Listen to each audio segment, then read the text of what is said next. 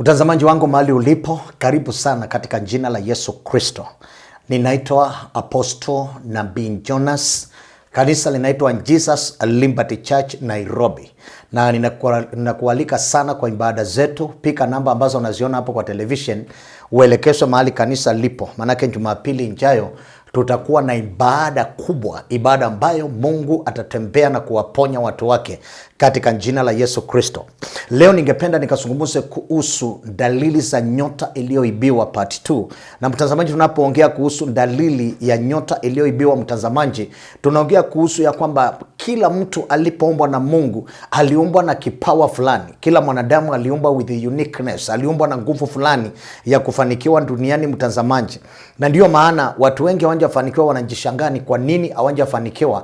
Ni kwa sababu shetani na wakala zake ambao ni wachawi na watumishi wa shetani wana uwezo wa kuona nyota, wana uwezo wa kuona talanta, wana uwezo wa kuona sababu Mungu alipokuumba nayo, na wako na nguvu ya kuifunika. Mara mingi unasikia Biblia ikisema ya kwamba kuna satanic net, ama kuna neti ya kichawi ambao neti ile inakamata maisha ya binadamu. Mara mingi mtazamaji, umesikia Biblia ikisema ya kwamba kuna mashimo ambayo shetani na wachawi wanaichimba, na sababu yake ni kukamata nyota. Na haya mashimo mtazamaji huwa inatengenezwa katika ulimwengu wa rohoni, huwa inatengenezwa kwenye ulimwengu wa rohoni ndio ikapate kuwakamata wanadamu. Tunapoendelea kuongea mtazamaji, ningependa ukapata kunitumia SMS. Nitumie SMS ili ninapoenda kuribalikala bazoko, ninapoenda kupata SMS yako mtazamaji, nitaenda kuisoma, alafu nitakusaidia kimaombi katika jina la Yesu Kristo. Niandikie SMS kuhusu mambo yako, niandikie SMS kuhusu mahitaji yako, nitaenda kukusaidia. Na mtazamaji, unapoangalia kwenye television yako, utaona kuna namba ambazo ni za kusupport kipindi. Tuma sadaka katika hiyo kipindi, alafu ukapate kuisupport katika jina la Bwana Yesu Kristo.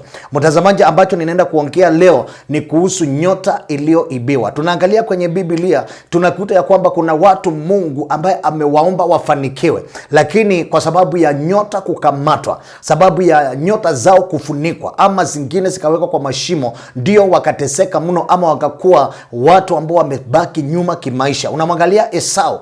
Esau alikuwa ni mzaliwa wa kwanza, na kila mzaliwa wa kwanza kwenye Biblia Mungu alikuwa amemweka hakuwe ndiye mtawala, hakuwa anaendelea kimaisha vizuri, lakini shetani kupitia kwa mama yake Esau akaondolewa nyota yake na mdogo wake akatawala. Na ndio maana unakuta hata katika mboma, katika familia mingi unamkuta kuna mtu ambaye ameteseka na kuna wengine wameinuka, na juu ni kwa nini. Kuna shetani kutumia watu fulani, si lazima atumie mzazi, si lazima atumie ndugu, lakini anaweza kuwatumia watu fulani kukamata nyota za watu. Nyota ya Esau ilikamatwa kupitia mama yake, ikapatiwa Yakobo. Na kuna watu wengine kama Sauli.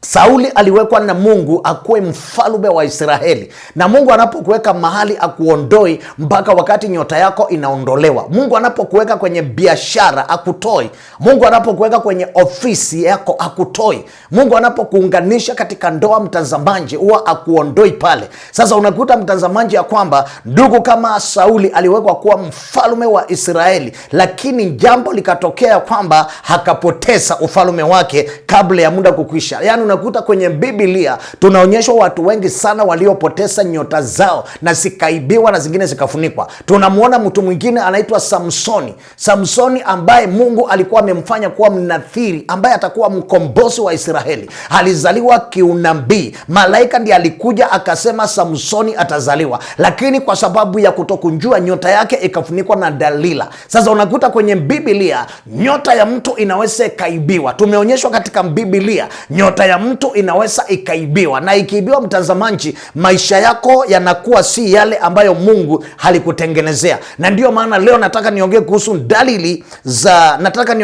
dalili za nyota iliyofunikwa. Kwa nini watu wanaiba nyota za watu? Kwa nini niongee kuhusu kwamba kuna watu ambao wanaiba nyota? Kuna watu wengine wanaiba nyota za ndoa, kuna wale wanaiba nyota za biashara, kuna wale wameiba nyota za afya, kuna wale ambao wameiba nyota za binadamu. Kuna mahali ambapo nilienda kuhubiri, na nilipofika pale nikakuta kulikuwa na familia fulani Na familia, mtazamaji, ni kubwa. Familia kuna ile inakuanga kubwa. Sasa ile inaitwanga extended family. Katika hiyo familia kulikuwa na wazee, lakini watoto walikuwa ni wachache. Nilipoanza kuuliza, nikaambiwa watoto wanakufa ovyo. Nilipoulizia zaidi, nikaambiwa na mtu mwingine kwamba katika hiyo familia mzee fulani akigonjeka, mzee fulani akiwa mgonjwa sana, hawe mgonjwa maututi, lazima mtoto akufe ndio sasa yule mzee aendelee kuishi kimaisha. Sasa mtazamaji, hivyo ndivyo watu wanavyoiba nyota za watu. Kuna wale wanaiba nyota ili waishi maisha marefu. Kuna wale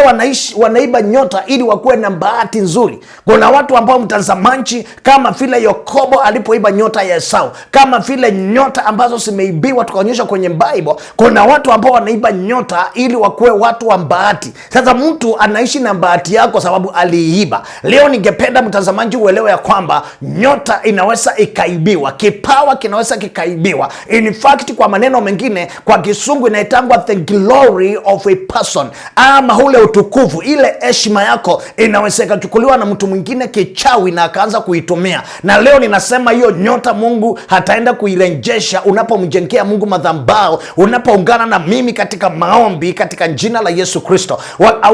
Kuna namba ambazo unaziona hapo kwa televisheni yako. Hizo namba unazoziona mtazamaji, ningependa ukaniandikie SMS ili tukapate kuungana pamoja, ili tukapate kuwa katika roho moja. Nikasome SMS yako. Nilipoisoma mtazamaji, nitaenda kuomba na utasaidiwa in the name of Jesus Christ. Kuna watu wengine mtazamaji wanaimba nyota kwa sababu wanatafuta umaarufu. Na uelewe ya kwamba watoto ambao wako shule na wale watoto wako chuo kikuu, nyota zao bado siko fresh, asinjatumika. Kama ni nyota ya ndoa, hanjaolewa, kwa hivyo hiyo nyota iko fresh. Kama ni mtu wa biashara, nyota yake ya biashara anangonjea akitoka shule ndio akaitumia. Kama ni nyota yake ya kusafiri, nyota yake bado iko fresh. Na sasa hapo ndipo ambao mtazamaji unakuta wenye kusoma nyota na wanyang'anyi wa nyota wanaangalia nyota mtazamaji, na wakiangalia wanaiiba.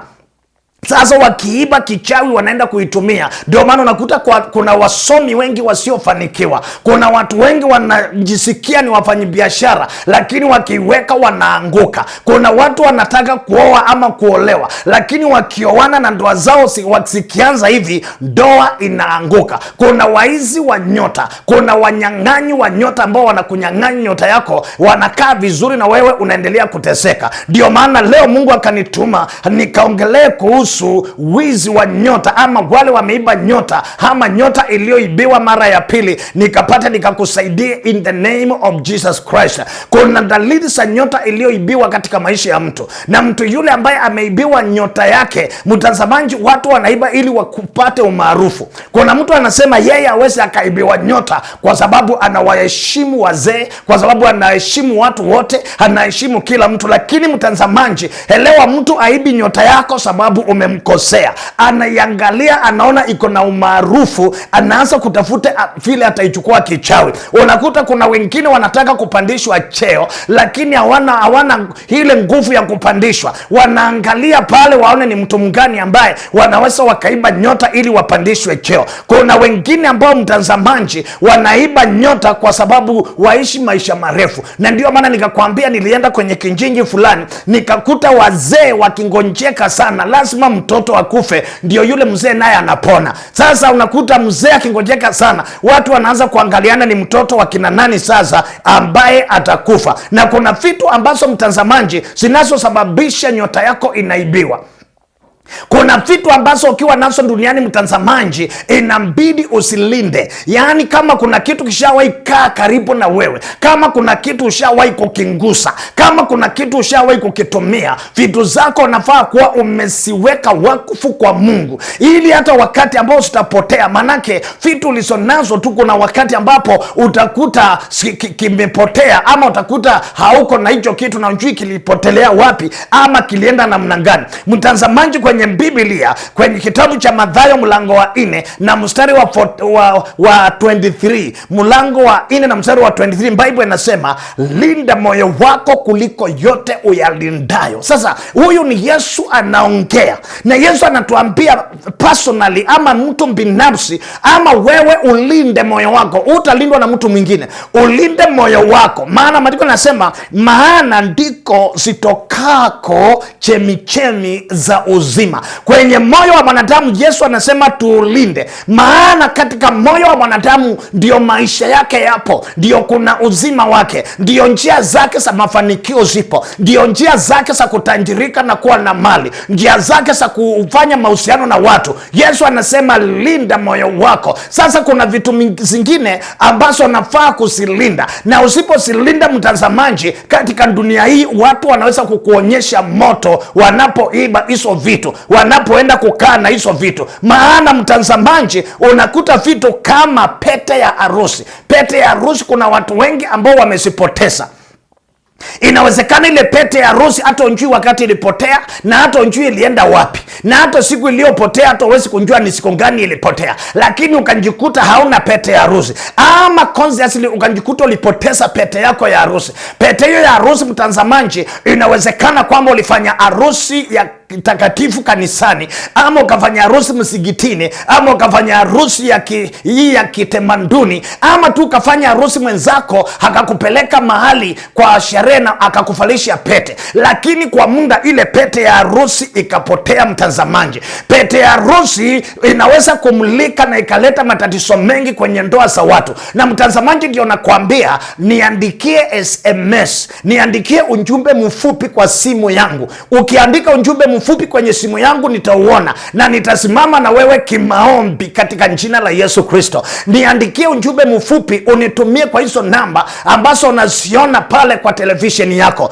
Unaona hizo namba ziko pale, kuna moja ni ya SMS. Mtazamaji, unitumie ujumbe mfupi, alafu usimame na kipindi hiki, ukasapoti kipindi hiki, maanake kinakusaidia na kinasaidia wengine, na katika kusapoti kipindi unafungua madirisha na milango ya mbinguni. Mtazamaji, pete ya harusi ndio ambayo imesababisha shida mingi sana katika maisha ya binadamu. Ikianguka mikononi mwa wale ambao wananyang'anya wengine nyota, ndoa yako inaweza ikachomolewa, ndoa yako inaweza ikaondolewa, ile nyota ya ndoa, ile heshima ya ndoa, ule utukufu wa ndoa yako ambao umefunika hiyo ndoa, unaweza ukaondolewa kupitia pete ya harusi iliyopotea, ama pete ulioiweka vibaya, ama ukashtukia hiyo pete imepotea. Na ndio maana ninakuambia unahitaji maombi ya ukombozi, unahitaji uwe na imani, unahitaji uamini Mungu akurejeshe ndoa yako tena. Maanake ukiulizwa pete yako ya harusi ama pete uliofalishwa na mpenzi wako siku mlichumbiana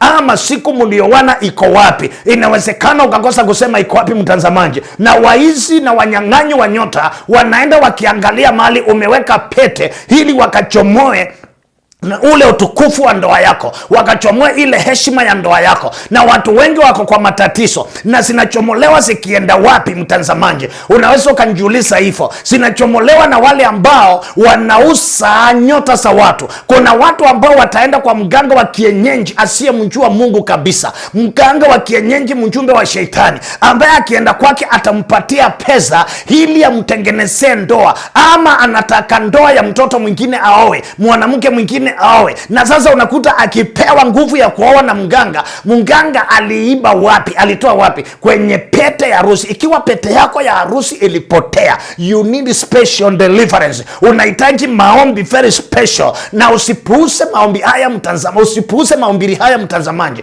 maanake ukiyapuusa, hata kama haija kupata na umekuta hiyo pete hauna na ndoa yako inaenda vizuri, hata kama haija kupata sasa, kuna uwezekano ya kwamba ikaanguka mikononi mwa wanyang'anyi wa nyota za ndoa na ikuletee shida. Mtazamaji, unahitajika usaidiwe kimaombi. Chukua simu yako uniandikie ujumbe mfupi, maana hakuna njia nyingine naweza kuwasiliana na wewe, maana najua unanitazama ukiwa pande ya mbali sana kwenye nchi hii. Inawezekana uko mbali sana na mimi, lakini ukiniandikia SMS nitaisoma na nitakuombea na nitakuletea unabii ambao Bwana amenionyesha. Jambo la pili ambao nyota inaweza ikaibiwa, kitu cha pili kinachoweza kufanya nyota ya mtu ikaibiwa ni sile leso ambao watu wanajifunika, zile leso ambao sana sana ni sawa mama, na pia kuna wanaume wanapenda kujifunga leso. Sasa hiyo leso, mtazamaji, leso zinaweza kubeba spiritual power. Leso inaweza kubeba nguvu za kiroho, na leso inaweza beba nguvu za kiroho nzuri ama nguvu za kiroho mbaya. Nguvu za kiroho nzuri zikibebwa na leso unafanikiwa, lakini kuna leso ambayo mtazamaji inaweza ikaanguka mikononi mwa wanyang'anyi wa nyota, ya waizi wa nyota, na wakaweka nguvu mbaya. Nataka nikusomee Biblia kwenye kitabu cha Matendo ya Mitume mlango wa 19 mstari wa 11 12. Ni kuonyeshe leso inaweza ikabeba spiritual power, inaweza ikabeba nguvu za kiroho. Ukajifunika ukawa sio leso tu, lakini ni nguvu za kirohoni ambazo umejifunika mtazamaji. Ukajifunika leso ukifikiri ni leso ya kawaida, lakini ikakuletea madhara. Ila kuna leso zingine ambazo zinaleta mazuri. Nataka nikusomee Bible kwenye kitabu cha Matendo ya Mitume.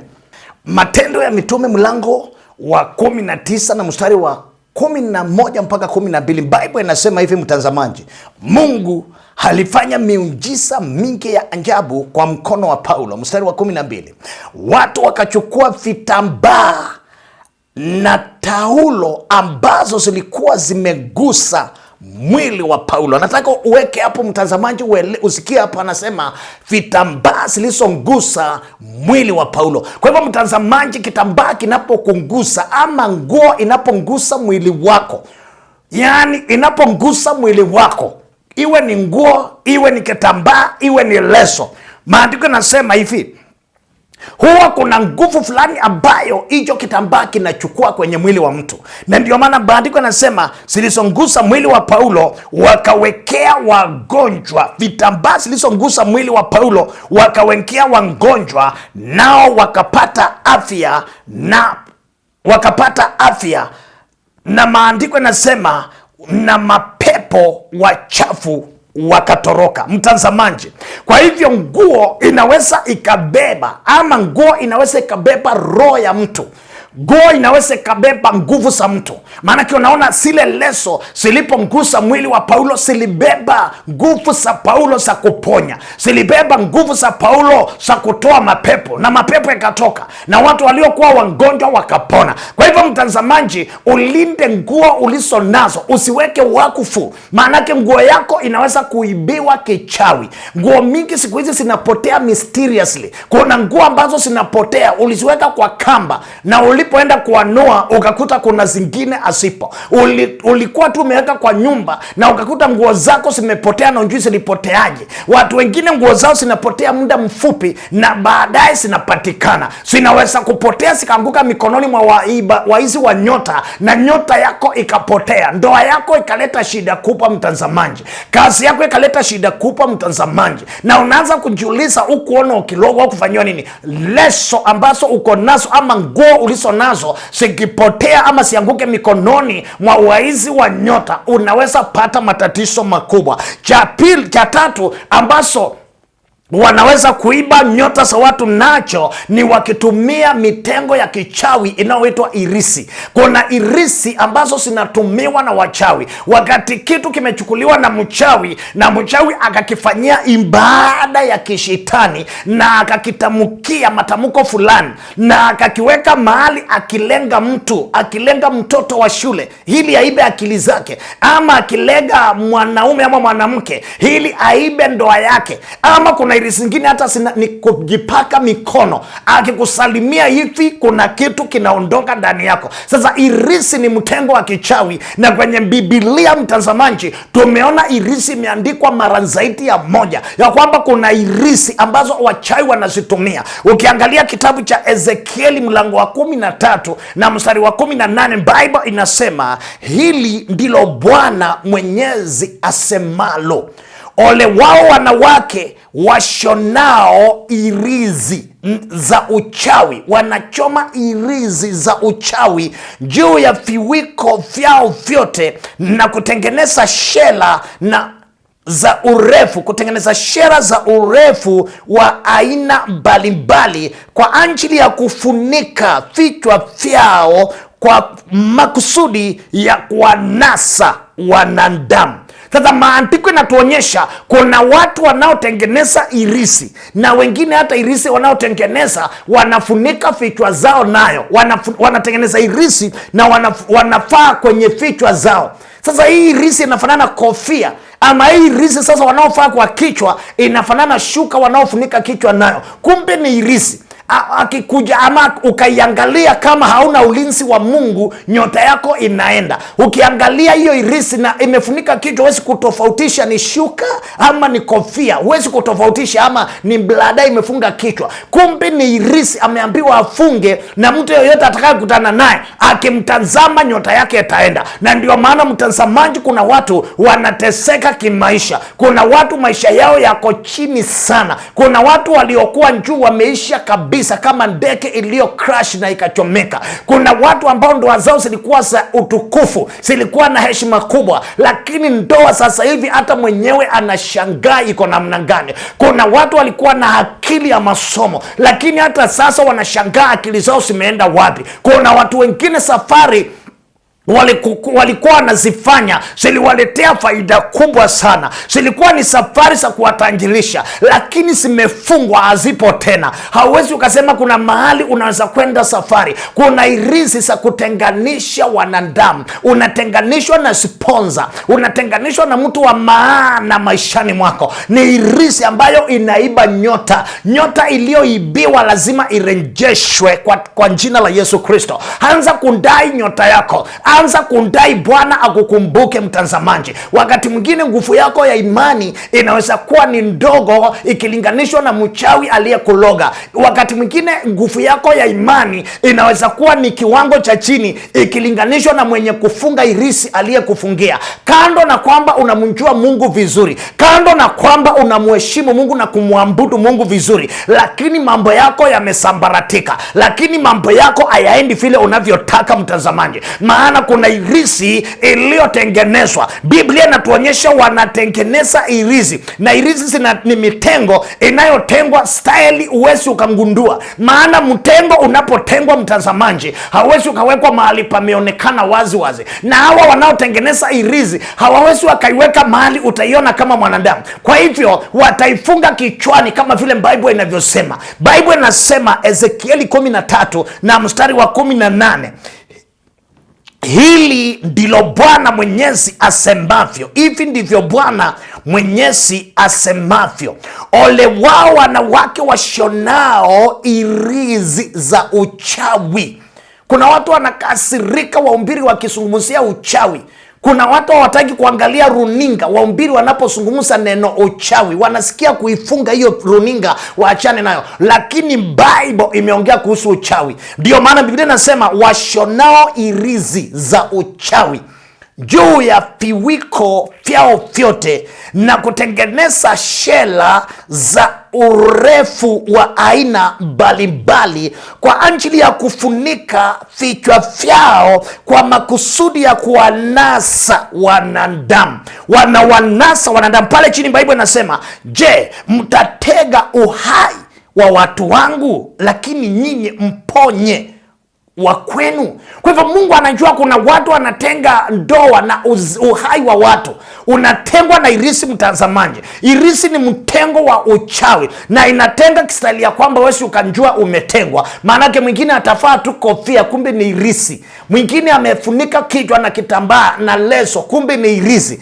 Na ndio maana unahitaji maisha yako yafunikwe na yalindwe, na maisha yako yafunguliwe. Na ndio maana ninasema aliyekufunga anaweza kuwa imani yako iko chini kwa nguvu zake. Na ndio maana unahitaji uunganishwe na nabii, mtumishi wa Mungu, uunganishwe na mtu ambaye amepewa ufunuo, Mungu akusaidie. Mtu aliyepewa ufunuo, Mungu akakuinue kuhusu mitengo ya watu hawa wanaotenga maisha ya watu. Chukua simu yako mtazamaji, simu chukua, uniandikie SMS, na ukiandika SMS tuma kwa hizo namba unasiona kwa TV yako.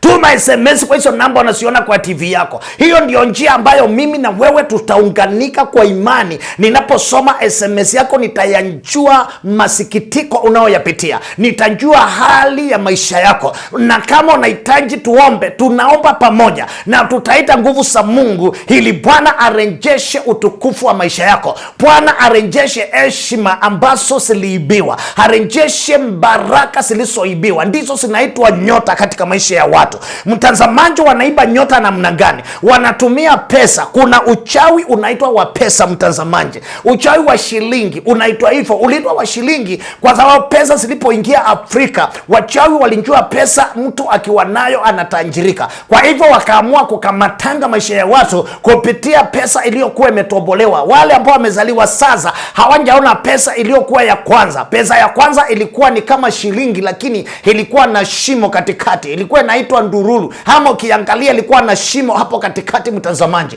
Sasa hiyo ndio wachawi walikuwa wanaitumia, na wanakamata maisha ya watu nayo. Wanaichukua mikononi mwako, wanaenda kuifanyia uchawi na kuifanyia ibada za masanamu na mapepo, halafu wanakutenga nayo. Unakuta pesa zinakutoroka, unakuta pesa unakuwa nazo lakini asikusaidii. Yaani ukiulizwa umefanyia pesa zako nini, huwezi ukaonyesha. Na hakuna jambo mbaya mno duniani kama mwanadamu kutia bidii maishani, anapata pesa lakini hawezi akaonyesha ni kitu gani alishafanyia hizo pesa. Unahitaji ukombozi wa maombi makali katika jina la Bwana Yesu. Yesu ni mkombozi wa nafsi za binadamu. Yesu ni mkombozi wa maisha ya wanadamu. Mahali pengine kwenye Bible Yesu anaitwa mkombozi wa wanyonge. Mahali pengine Yesu anaitwa mkombozi wa walio magerezani. Mtazamaji, ningependa uniandikie SMS ni kuombea kwa jina la Bwana Yesu. Hiyo nduka yako inaweza ikafanya vizuri zaidi. Hiyo ndoa yako inaweza ikafanya vizuri zaidi. Na kuambia mshahara unaopokea umetosha, lakini pesa yako ilishafungwa na nguvu za kichawi, nyota ikachukuliwa na heshima zako zikachukuliwa, na ndio maana haujafanikiwa. Niandikie SMS in the name of Jesus Christ of Nazareth. Jambo lingine ambao nyota za watu zinapotea ni kupitia kwa vyakula.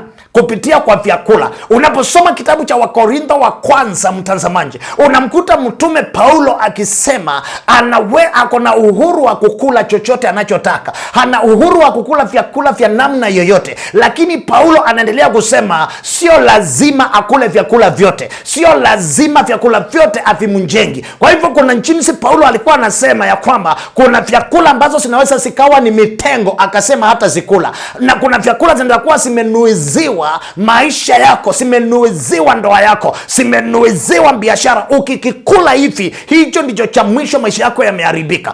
Ukiangalia Bible tena, mtazamaji, utakuta vijana wanne katika Biblia waliokataa mambo ya chakula. Anaitwa Shadraka, anaitwa Meshaka, anaitwa Abednego, na mwingine anaitwa Danieli. Bible inasema they purposed in their heart. Waliamua mioyoni mwao ya kwamba hawatajitia unajisi na chakula cha mfalme. Kwenye kitabu cha Danieli waliamua hawatajitia unajisi na chakula cha mfalme. Wanajua chakula cha mfalme yule alikuwa lazima kipelekwe kwa miungu yake, ili kiombewe kwa miungu yake, kwa majina ya miungu ya mfalme huyu, kisha baadaye mfalme na watu wake wanaletewa wanakula. Danieli, Shadraka, Meshaka na Abednego wakatambua hicho chakula sio fiti kwa roho zao. Chakula kile kitawadindimisha kiroho. Chakula kile kitasababisha wasiombe vizuri tena, kitasababisha wasisome maandiko vizuri tena, kitasababisha afya zao zizorote, kitasababisha maisha yao yasiende vile wanavyotaka.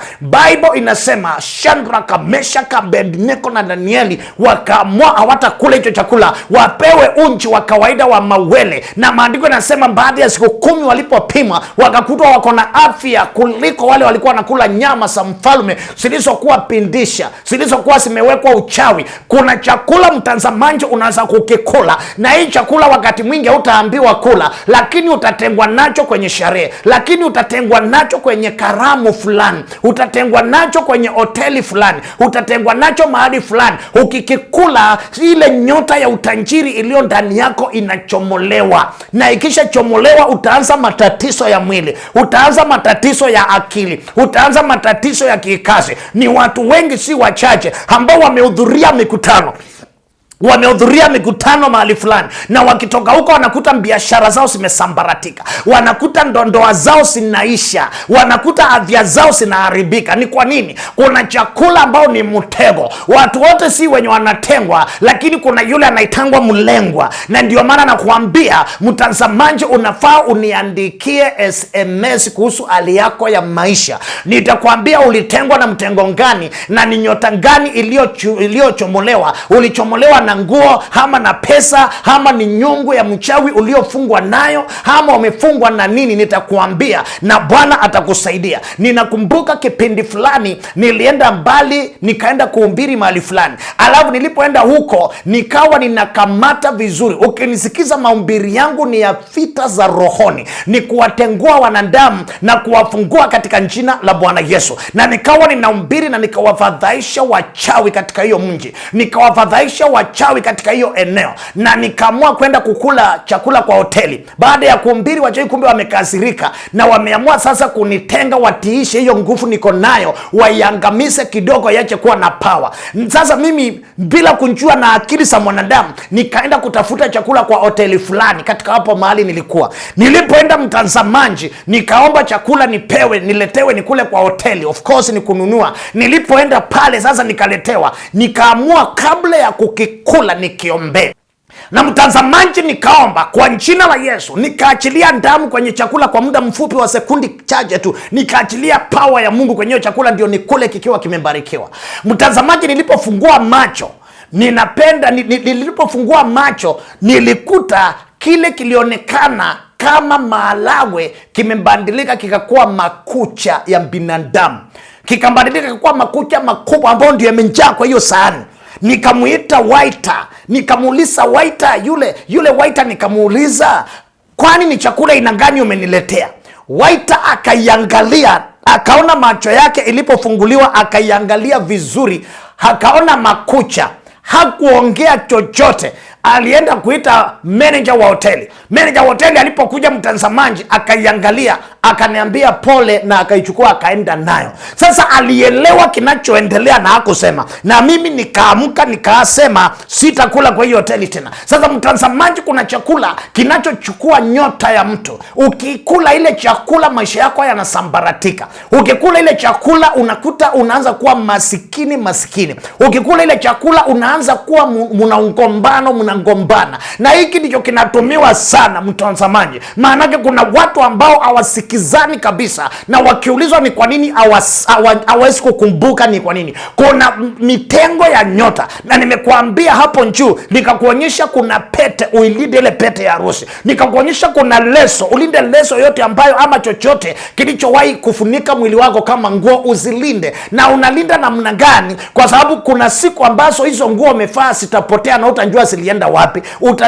Singine utasichukia, singine sitakuwa ni ndogo ama kubwa, ama singine sikuwa asiko kwa fashion na sitapotea na utajua zimeenda wapi. Sasa zinaweza zikaangukia mnyang'anyi wa nyota, zinaweza zikaangukia mwizi wa nyota. Akiitumia mtazamaji, anaweza kuona maisha yako. Utailinda namna gani? Chochote ulichonacho mtazamaji, hakikisha umekiweka wakfu kwa Mungu. Kitu kilichowekwa wakfu kwa Mungu, hata kikichakaa, hata kikizeeka, hata kikuliwa na mchwa, hapo mahali mashetani haiwezi ikachezea. Na napenda nikupatie mfano kidogo kwa Biblia, mfano kidogo kwenye Bible kuhusu nabii mmoja aliyekufa, aliyekuwa nabii mwenye nguvu na power. Aliitwa nabii Elisha.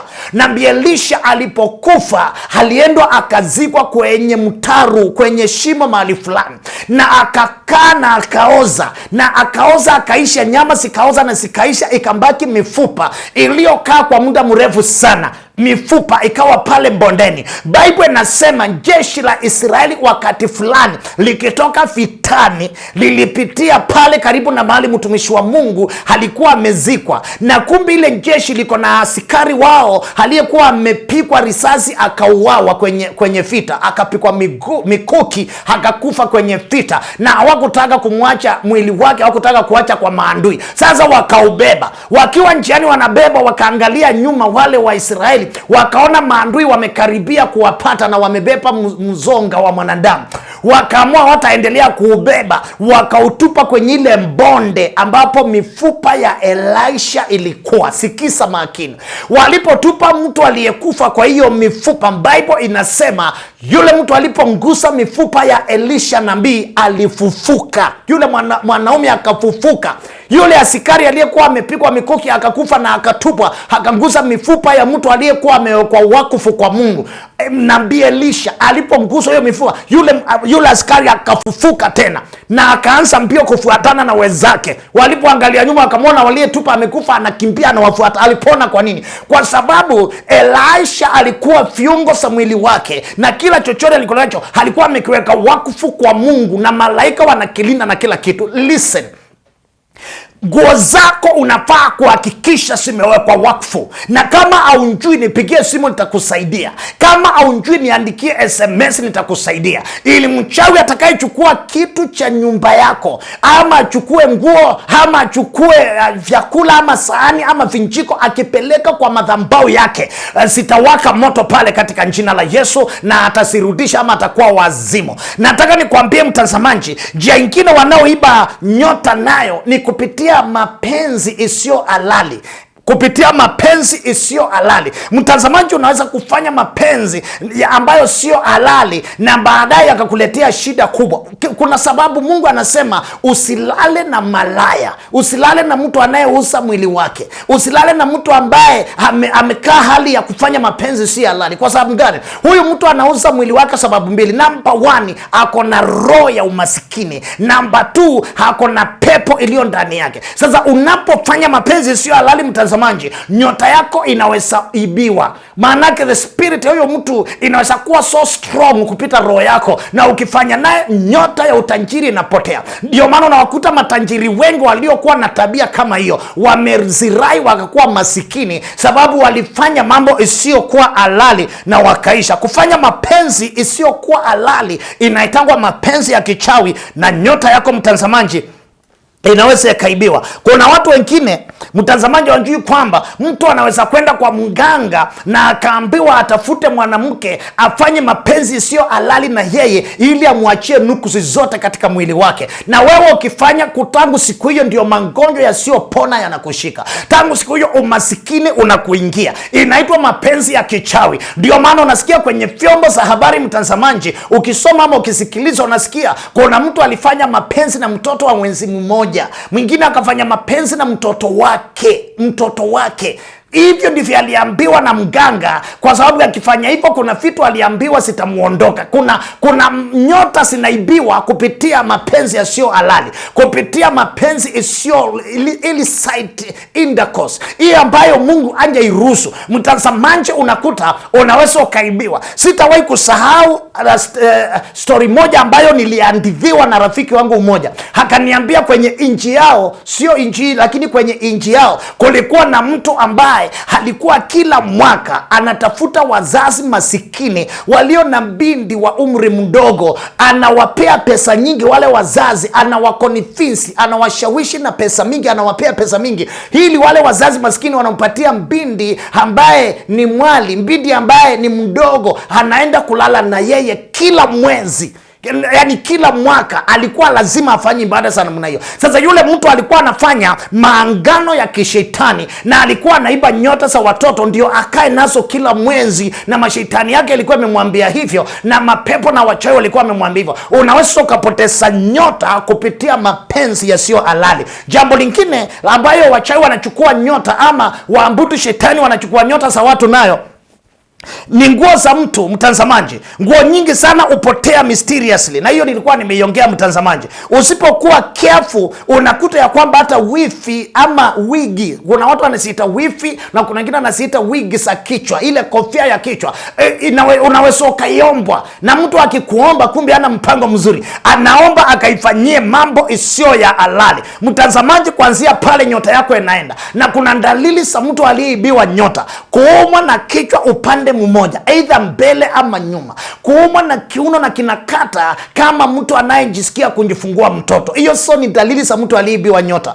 Mtu mwingine kukufa ngazi miguu ama mikono, mtu mwingine tumbo linatembea vitu, hiyo ni dalili za mtu aliyeibiwa nyota. Mtu mwingine akilala usiku anaona watu ambao wanamuongelesha hawajui. Mtu mwingine akilala usiku anaanza kula vyakula ambazo hajui. Ni dalili za mtu ama ishara za mtu huyu ya kwamba nyota yake imeibiwa. Chukua simu yako uniandikie SMS mtazamaji. Ukiniandikia mimi, Mungu ameniita nabii wake nikapate kukusaidia, nikapate kuongea na wewe na niongee na wewe kiundani, ili nikasikilize na nionyeshwe na macho ya unabii nikapate kukusaidia. Jambo lingine mtazamaji ambalo ni hatari sana ni picha ya mtu, picha, your photo, picha yako ambayo umeipigwa. Kuna watu ambao hawajui kwamba picha yako ikianguka mikononi mwa mtu anayeiba nyota zako ama utukufu wako ama heshima za maisha yako ama baraka zako zinaweza kuondoka kupitia picha. Unaposoma Biblia unakuta picha ya mtu huwa imebeba maisha yake, na maisha ya mtu ndio ambayo inaitwa kifuli cha mtu. Kifuli cha mtu, kifuli chako kinaweza kuwa ndicho ambacho kiliibiwa kama picha, ama picha yako binafsi iliyopigwa na kamera ikaibiwa. Na ikienda mtazamaji, wachawi wana uwezo wa kukutumia roho ya mauti, wana uwezo wa kuiba nyota yako, wana uwezo wa kuiba baraka zako. Na ndio maana Mungu amenipa hekima na akanituma nikusaidie mtazamaji. Biblia imetupatia mawazo haya yote. Unapoangalia kwenye Isaya mlango wa 38 na mstari wa 8, Bible inasema, tazama nitakirudisha nyuma kifuli mandaranja 10 ambayo kilishuka juu ya duara ya Ahazi kwa sababu ya njua.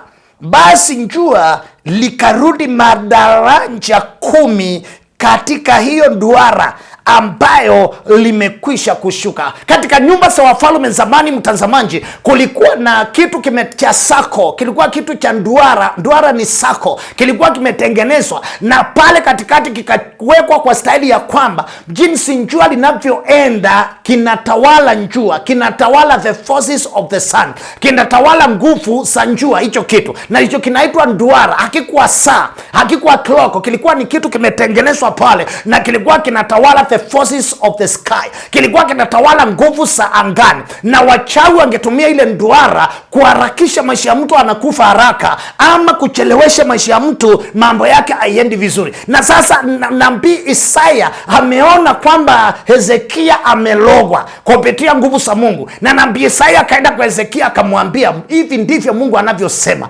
panga vitu vyako vizuri, yapange mambo yako, maanake hakika utakufa. Akamwambia Hezekia hivyo. Sasa Isaya, kuna watu ambao hata wakiambiwa kweli mtazamaji hawataikumbali, so they will perish, kwa hivyo wataangamia.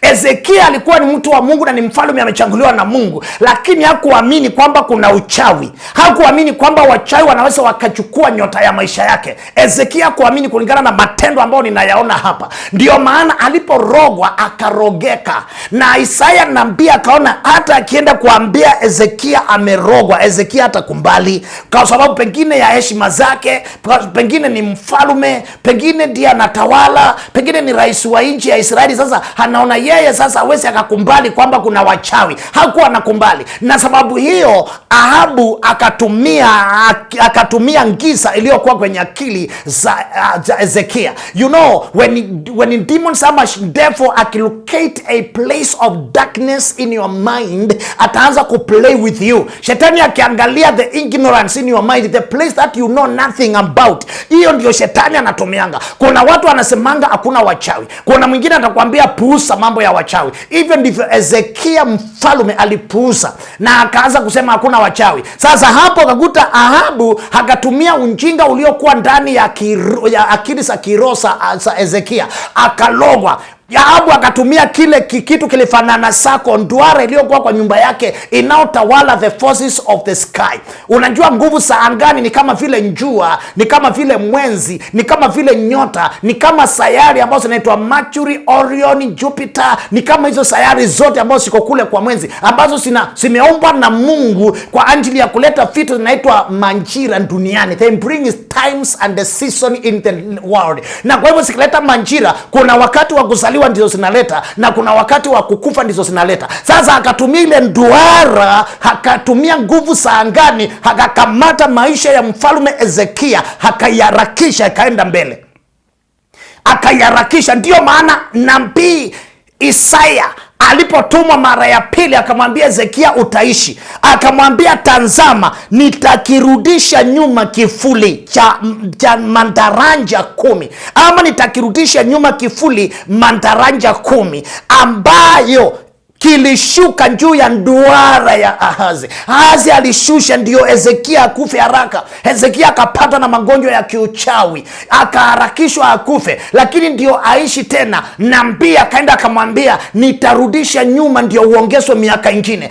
Otherwise kuna mtu ambaye kalenda ya maisha yake yameharakishwa na wachawi na anjui. Kalenda ya ndoa yako ifunjike imeharakishwa na wachawi na unjui. Kalenda ya biashara yako iishe imeharakishwa na wachawi na unjui. Wewe unaona ni kama wateja ndio wataki kununua. Kalenda ya ndoa yako ifunjike imeharakishwa na wachawi. Kwenye nyumba ya Ahazi, kwenye nyumba ya huyu mfalme mwingine ambaye anaitwa Ahazi, kulikuwa na nduara ya kichawi iliyotawala sayari, ikatawala nyota, ikatawala jua, ikatawala mwezi, na hizo ndizo zinatengenezanga kitu kinaitwa times and seasons kwa maisha ya binadamu. Wakaharakisha maisha ya Hezekia mtazamaji. Walipoharakisha, Hezekia akapatwa na magonjwa ya kifo. Nabii akamwangalia akaona hata nikimwambia amerogwa hata akapona, akaongezwa miaka 15. Mtazamaji, kifuli chako kinaweza kuwa mikononi mwa wachawi. Ndio maana magonjwa na vidonda, sukari na asma na zingine, uko na TB,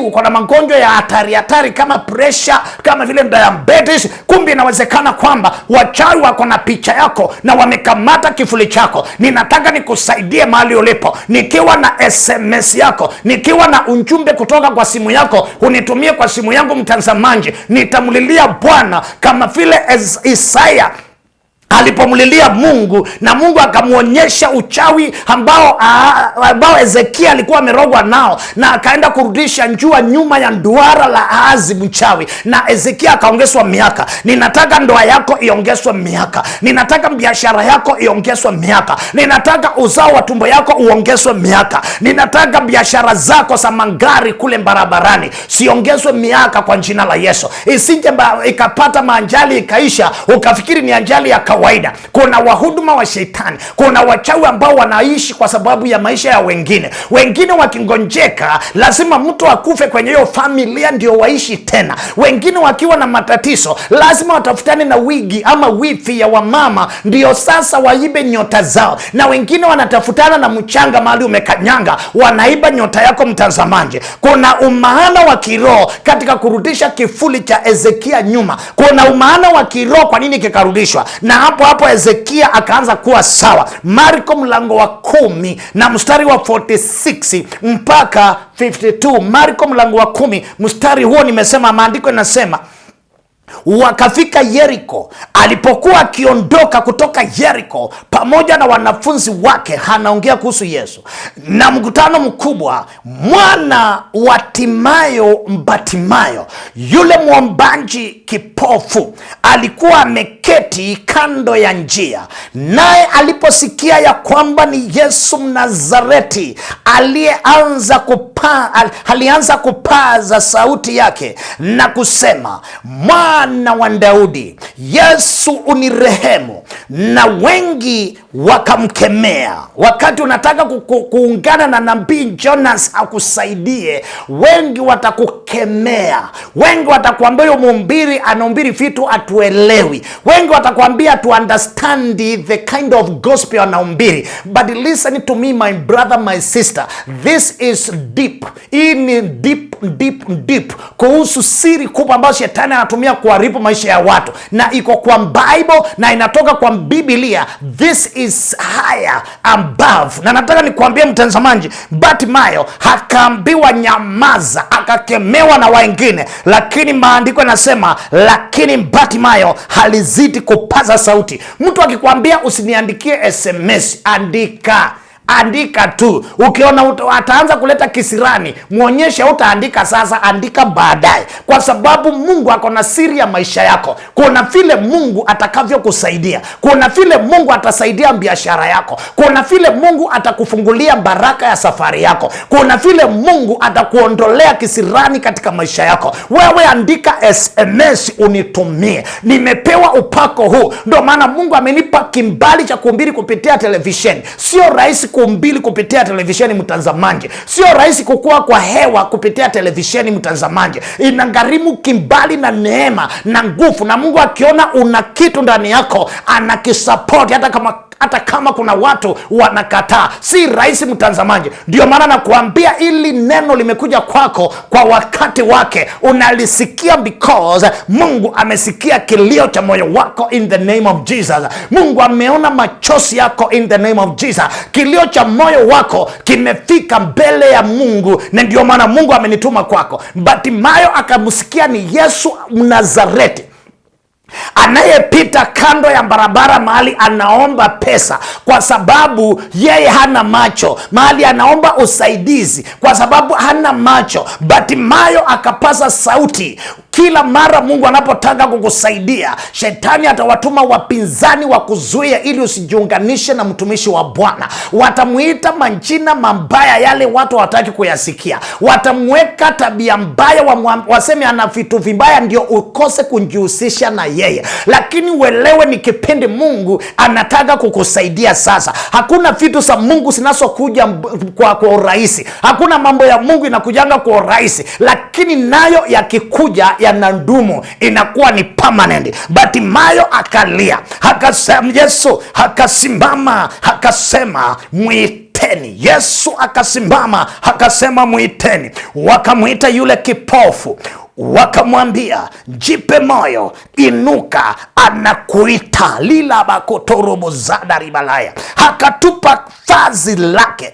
Bartimayo akatupa vazi lake. Na jaribu kuwaza alipotupa hiyo vazi alikimbia namna gani? Lile vazi Bartimayo alilokuwa amelivaa si kwamba ni shati na suruali lake ndilo alitupa, hapana. Si kwamba alitupa na trosa nje, hapana. Kuna mtu akiwa kipofu zamani zile, kama vile sasa tupo, mtu kipofu upewa fimbo ambayo iko na rangi nyeupe anatembea nayo, lakini zamani kuna nguo walikuwa wanafunikwa ndio umtambue ni kipofu. Bartimayo alipoitwa na Yesu alijua saa yake imefika. Alijua saa ya kufunguliwa imefika. Alijua saa ya muujiza umefika, na hataki tena kuwa kipofu, na hatawahi kuwa kipofu tena. Alipotambua hivyo, akachukua ile vazi lililokuwa la muidentify, lililokuwa linamdhihirisha kama kipofu, akalipasua, akalitupa na akakimbia pale Yesu alipo. Ninamshangaa alikimbia namna gani akielekea mahali Yesu alipo na hakuwa na macho. Na shangaa alijua Yesu yuko wapi. When the power of God begin coming and touching you, my brother, my sister, kila unaanza kuhisi kuna kitu kipya kitatokea. Unaanza kuhisi ndani yako utapandishwa cheo. Unaanza kuhisi kwamba mwaka huu hautaisha, utapata mtoto hata kama umekuwa tasa. Yaani unaposikia the power of gospel, unaanza kusikia ndani yako, utatoka kwa hiyo magonjwa, utapona. Na ndio maana nataka nikuambie mtazamaji, aliyeiba nyota ya afya yako lazima aachilie. Aliyeiba nyota ya ndoa yako lazima aachilie. Aliyeiba nyota ya utajiri kwenu lazima aachilie. Aliyeiba nyota ya safari lazima ataachilia. Mtazamaji, Bartimayo akakimbia mahali Yesu yuko. Yesu akamjibu akamwambia, wataka nikufanyie nini? Mstari wa leo nasema, yule kipofu akamwambia, mwalimu wangu, nataka nipate kuona. Mtafsiri wa Kiswahili ya Bible pale alipotafsiri hakutafsiri vile ilivyoandikwa tangu the first listen, this is potent, hii ni neno liko na power, lakini hakulitafsiri vile ambavyo aliye translate kuna kitu aliomit. Bible original inasema nipate kuona tena, ambayo inamaanisha kwamba Bartimayo alikuwa anaona, lakini kitu kikatokea pale barabarani hakaja kuona. Na alipomwona Yesu, ukisoma Bible ya King James inasema that I may see again, anasema nipate kuona tena. Yaani maana yake alikuwa anaona, alikuwa ako sawa, lakini nyota ya kuona ikaenda akakuwa kipofu. Nyota ya biashara yako imeenda, unang'ang'ana. Nyota ya kupandisha kampuni yako juu imeenda, unang'ang'ana. Nyota ya kuanzisha branch mpya ya kampuni imeenda, sasa umetulia. Yaani nyota ya ndoa imeondoka mpaka unasema utawahi kuoa ama kuolewa. Yaani unashangaa. Bartimayo akasema nataka nione tena. Yesu akamwambia, nenda zako, nenda zako, imani yako imekuponya. Mara akapata kuona, akamfuata njiani. Kuna mambo fulani mtazamaji ambayo inatokea wakati nyota yako imeenda, na mambo fulani uliokuwa unayafanya kwa urahisi, nyota yako ikienda unaanzanga kuyafanya na shida. Nyota yako kitaka kunjua imeondoka.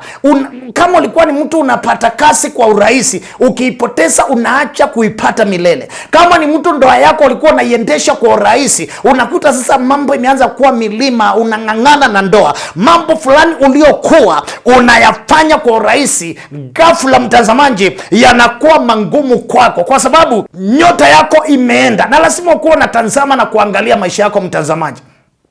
Hii ni kwa sababu uwezo wako na nguvu za kuendelesha kitu ulikuwa unaendelesha kimeenda pamoja na nyota yako, kimechukuliwa, simetoweka pamoja na nyota yako ambapo wachawi wameichukua. Na hii ni kwa sababu kuna kitu kimbaya. Ukiona mambo ulikuwa unayafanya kwa urahisi, sasa unayafanya kwa ngumu, elewa kuna kitu kimbaya kimeingia ndani ya maisha yako. Aidha ni ndoa imeanza kuwa na ngumu, kuna kitu kimbaya kiko pale, kiondolewe. Kisipoondolewa ndoa litafunjika. Aidha ni biashara, kuna kitu kimbaya kiko, kisipoondolewa biashara itaharibika. Kama ni safari ulikuwa unapanga inaenda, ghafla ikasimama hivi, elewa nyota yako imeenda. Chukua simu yako mtazamaji, niandikie SMS kwa hizo namba unasiona kwa televisheni yako. Andika SMS, niambie mambo yako. Usinyamaze mtazamaji, usinyamaze kuhusu mambo yako, usinyamaze kuhusu ndoa yako, usinyamaze, manake maisha ni marefu na usitamani ya kufe haraka. Ukimlilia Mungu vizuri na tuunganishe imani yetu pamoja, utaona nguvu zake. Simama imara kwa imani, anza kujenga madhabahu ya Mungu. Yaani kujenga madhabahu ya Mungu ni kumtumikia Bwana, ni kumtumikia Mungu na kuungana na nabii. Hata wale ambao unaniona sasa, kuna namba iko pale ya M-Pesa, nitumie tu sadaka ya kufanya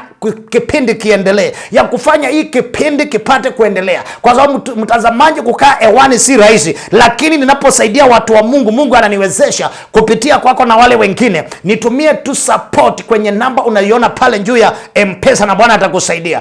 Kuna jambo ambalo linaanza wakati ambapo nyota yako imeibiwa. Unaanza kuwa na vikwazo vya mara kwa mara. Mtazamaji, naomba uangalie jambo kwa makini. Ghafla unaanza kuwa na vikwazo. Hakuna kitu unafanya kinaonekana kizuri. Unakemewa, unashautiwa, unaambiwa umefanya vitu vibaya, unasimamishwa. Kama ni kazi unapewa ofu ya siku kama 3.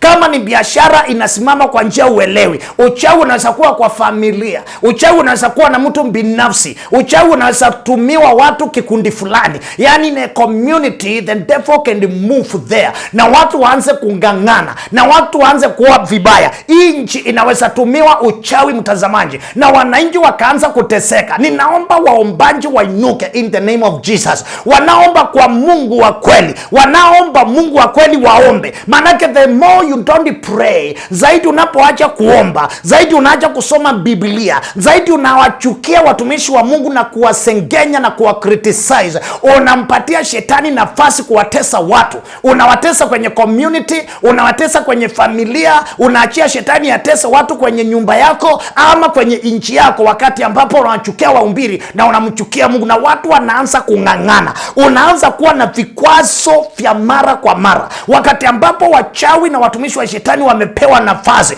wanachukua nyota za watu, na watu walio pale wanaanza kuwa na vikwazo. Hawawezi kuweka biashara ikaenda, inakuwa na kikwazo, inafungwa. Hawawezi kuweka makampuni zinaendelea, zinakuwa na vikwazo, zinafungwa. Naomba Mungu akufungue macho, jiunganishe na upako huu, Bwana akusaidie. Jiunganishe na nguvu hizi, Bwana akusaidie. Chukua simu yako, niandikie SMS, uniandikie ujumbe mfupi, nitausoma na nitakurudia kwa neno la unabii. Unaanza kugundua kwamba mambo yako haiendi vile unavyotaka yaende. Yaani nyota likiibiwa, nyota likifunikwa, nyota likapigwa kona, nyota lako likichafuliwa, kipawa lichopewa na Bwana, whenever your glory has been diminished, ama limeibiwa, ama has been covered, likafunikwa ukawa hauonekani, hilo glory ndilo inaitwa nyota ya mtu. Your destiny, kesho yako inakuwa na shida. Kesho yako unakuwa wesi, unaanza kung'ang'ana, unaanza kugundua ya kwamba unafanya kazi kwa bidii, lakini mambo yako haienendi vile unavyotaka iende. Unagundua kazi, unaweka pesa ndani, lakini mambo yako haiendi vile unavyotaka, mtazamaji. Yaani unaanza kung'ang'ana, unaanza kuwa na vikwazo za mara kwa mara.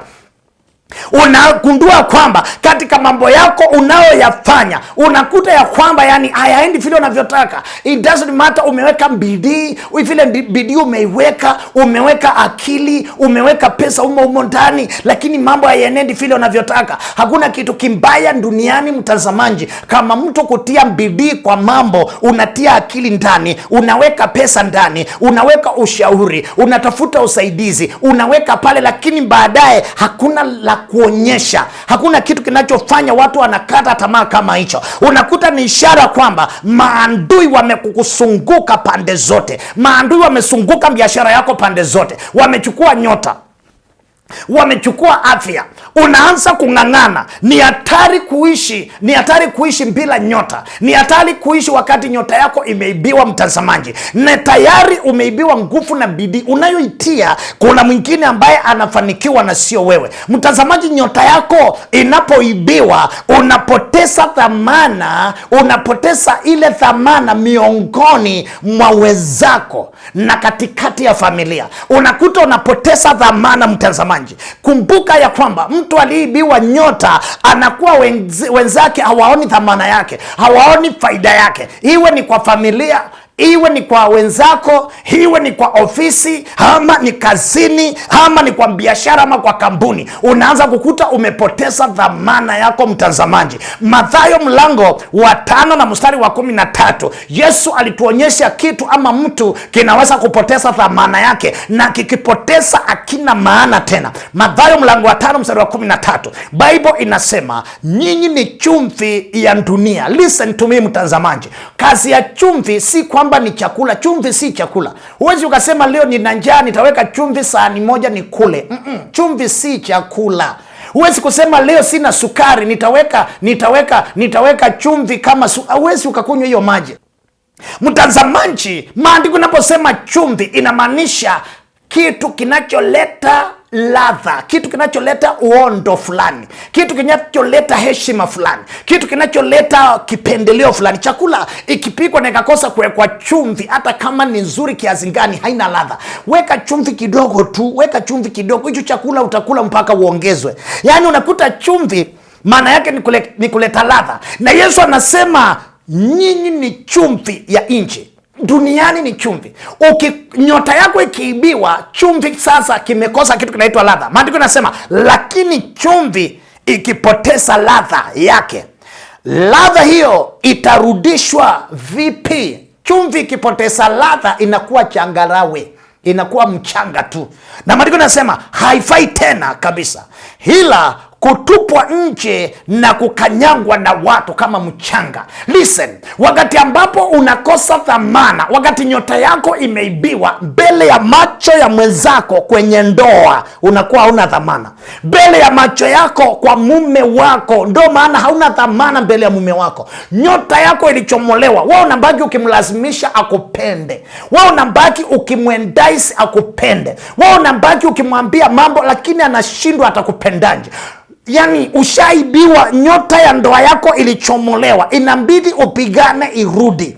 Inabidi ufanye kama Daudi. Daudi aliuliza Mungu niwafuate, Mungu akamwambia fuatilia. Nikiwafuata nitapata, Mungu akamwambia utapata. Nikiwapata nitawapokonya, Mungu akamwambia utawapokonya vyote. Nawe mama, anza kufuatilia nyota ya ndoa yako kwa vyovyote. Chukua simu yako uniandikie SMS, nataka mimi na wewe kwa imani tufuatilie nyota, ili mume wako aone dhamana yako tena. Chumvi ikipoteza ladha yake haina dhamana, hutupwa nje na kanyangwa kama vile mchanga. Sasa ndo maana mwanaume huyo mke wako unampenda, lakini hata hakutambui, hakunjui, hajui ni nini moyoni. Manjina anayokuita akikuandikia kwa kitabu utatoroka, kwa sababu kuna manjina anayekuita nje kama anakuita mume wake, anasema wewe ndio chali yake, lakini ukifunguliwa moyo wake usome yale manjina amekuandika nayo katika moyo wake, utaruka, utatoroka. Katika moyo kile anakuita nje, anaweza kuita baba watoto, nje anaweza kukuita mumewe, nje anaweza kukuita chochote, lakini moyoni mwake akikutazama, akikwambia chenye anaonanga wewe ni, chenye anajuanga wewe ni, ukikisoma utatoroka. Ndio maana nakwambia nyota yako ikiondolewa unakosa dhamana mbele ya watu, kwenye ofisi, kwenye kampuni, kwenye ndoa. Nyota yako inapaswa irudi katika jina la Yesu. Na ndio maana uniandikie SMS, chukua simu yako uniandikie SMS katika jina la Bwana Yesu Kristo. Niandikie SMS mtazamaji. Nyota ya mtu ikichukuliwa ama ikiibiwa, unakuwa na utasa. There is what we call the barrenness spirit. Unakuwa na utasa wa kundumu katika biashara ama kwenye jamii. Unakuwa mtu mwenye utasa. Utasa ni mtu mwenye ako unfruitfulness. Hauwezi ukapata chochote, hauwezi ukafanya biashara za watu. Ukiziangalia zinaenda vizuri na zinafanya vizuri, lakini ukitazama biashara yako unakuta haifanyi vizuri. Unaangalia wanaofanya kazi ya kiwango chako, wamejenga manyumba, wameoa, wako na kila kitu, lakini wewe hauna kitu. Unashikwa na utasa wa kundumu, unashikwa na spirit of barrenness. Unakuwa njangwa na liko na chumvi ambalo aliwezi likamea kitu. Unakuwa useless, unakuwa good for nothing. Wakati nyota yako imeenda, unaingia kwenye biashara tu kwa sababu wengine unaona wanafanya na wanafanikiwa, lakini wewe kianza yako unaifunga na kilio, unaifunga na mandeni, na hata unachotewa chenye uko nacho. Sababu gani? Unaona wengine wanafanya vizuri na wewe unasema na mimi nitafanya. Unapata hasara, unapata hasara. Unauza vitu vya dhamana, lakini hakuna mtu ambaye anaonekana anasitamani. No one seems to see what you are selling. Nobody seems to understand your effort. Unafanya kazi kwa ofisi, lakini maanake nyota imeenda. Hakuna mtu anajua dhamana ya nguvu ambazo unatumia kwa hiyo ofisi. Hakuna mtu anatambua kwamba wewe ndio unasababisha hiyo ofisi na hiyo kampuni kufanya kazi vizuri. Kwa sababu gani? Nyota ya mtu ikiondolewa, hauonekani. Yani hauonekani na mambo yako inaenda kinyume badala ya kwenda mbele. Unakuta unalia badala ya kushangilia wengine wakishangilia. Lakini mtazamaji, unaweza ukainuka tena katika jina la Yesu. Biashara yako inaweza ikainuka tena, ndoa yako inaweza ikainuka tena, ofisi yako unaweza ukainuka tena. Amini Mungu Jehova ana uwezo na akona mamlaka, na wewe usiwadharau manabii wa Bwana. Bible inasema amini manabii, wewe utafanikiwa. Amini Mungu na utadhibitika katika kufanikiwa kwako. Haleluya! Ikiwa utamjengea Mungu madhabahu, ikiwa utajiunganisha na manabii na uache kuwadharau, Mungu ataenda kukusaidia in the name of Jesus. Ndio nakwambia, chukua simu yako uniandikie SMS na usapoti kipindi hiki. Mtazamaji, nimesema kuhubiri kwa televisheni sio rahisi. Kuhubiri kwa televisheni, mtazamaji, ni vigumu. Yani kukaa tu kwa hewa, yani ukauliza utangaze matangazo yako tu kwa television, ile pesa utaitishwa, utashangaa. La sasa mtu wa Mungu yuko kwa television 24/7, ama yuko pale kwa saa ambayo umemuona, kuwa na roho ya kumsupport. Utume tu support yako kwa hiyo namba unaiona ya M-Pesa, na Bwana atakusaidia katika jina la Bwana Yesu Kristo. Jiunganishe tu na unabii, jiunganishe tu na madhabahu ya Mungu kwenye studio, na Bwana atakusaidia. Jambo lingine, nyota yako inapoibiwa, mtazamaji, unapoteza ile hali ya kujiamini. Kuna watu ambao wanatoroka bila maadui. You run without an enemy. You are running without someone chasing you. Unaogopa, yani unakuwa hauna kitu kinaitwa self confidence. Hauna ile nguvu ya kudhubutu mambo. Huna ile nguvu ya kudhubutu mambo. Unaogopa kuoa ama unaogopa kuolewa, eti unaona ndoa litavunjika. Unaogopa kuanza biashara, eti unaona utaifunga. Unaogopa sijui kujenga nyumba, unaona ukijenga utarogwa. Unaogopa sijui kubeba mimba, unaona ukibeba sijui utakufa. Yani unaogopa kulala because unaona ukilala peke yako pengine asubuhi utakuwa umekufa. Yani kuna watu ambao nyota sikiondoka, they run without anybody chasing them. Wanakimbia bila kukimbizwa na mtu. Wanaogopa chenye akionekane. Wanaogopa kuongea mbele ya watu. Wanaogopa kufaa vizuri, eti watarogwa. Wanaogopa sijui pesa yao, eti sijui yani umeibiwa nyota. Nyota yako imeibiwa. Duniani watu hawakai namna hiyo. This world you need confidence. Kuna mambo hautayafanya bila ujasiri. Hautamwambia mume wako kuhusu ndoa yako bila ujasiri. Hautamweleza mke wako kuhusu ndoa yako bila ujasiri. Hautamwendea bosi umweleze kwamba kuna mambo bila ujasiri. Kuna mambo duniani, mtazamaji, hautayafanya na hautafanikiwa maishani. Na kuombea leo pokea ujasiri in the name of Jesus. Nataka nikueleze kuhusu mwanamke mmoja katika Biblia ambaye alikuwa anaitwa Esther.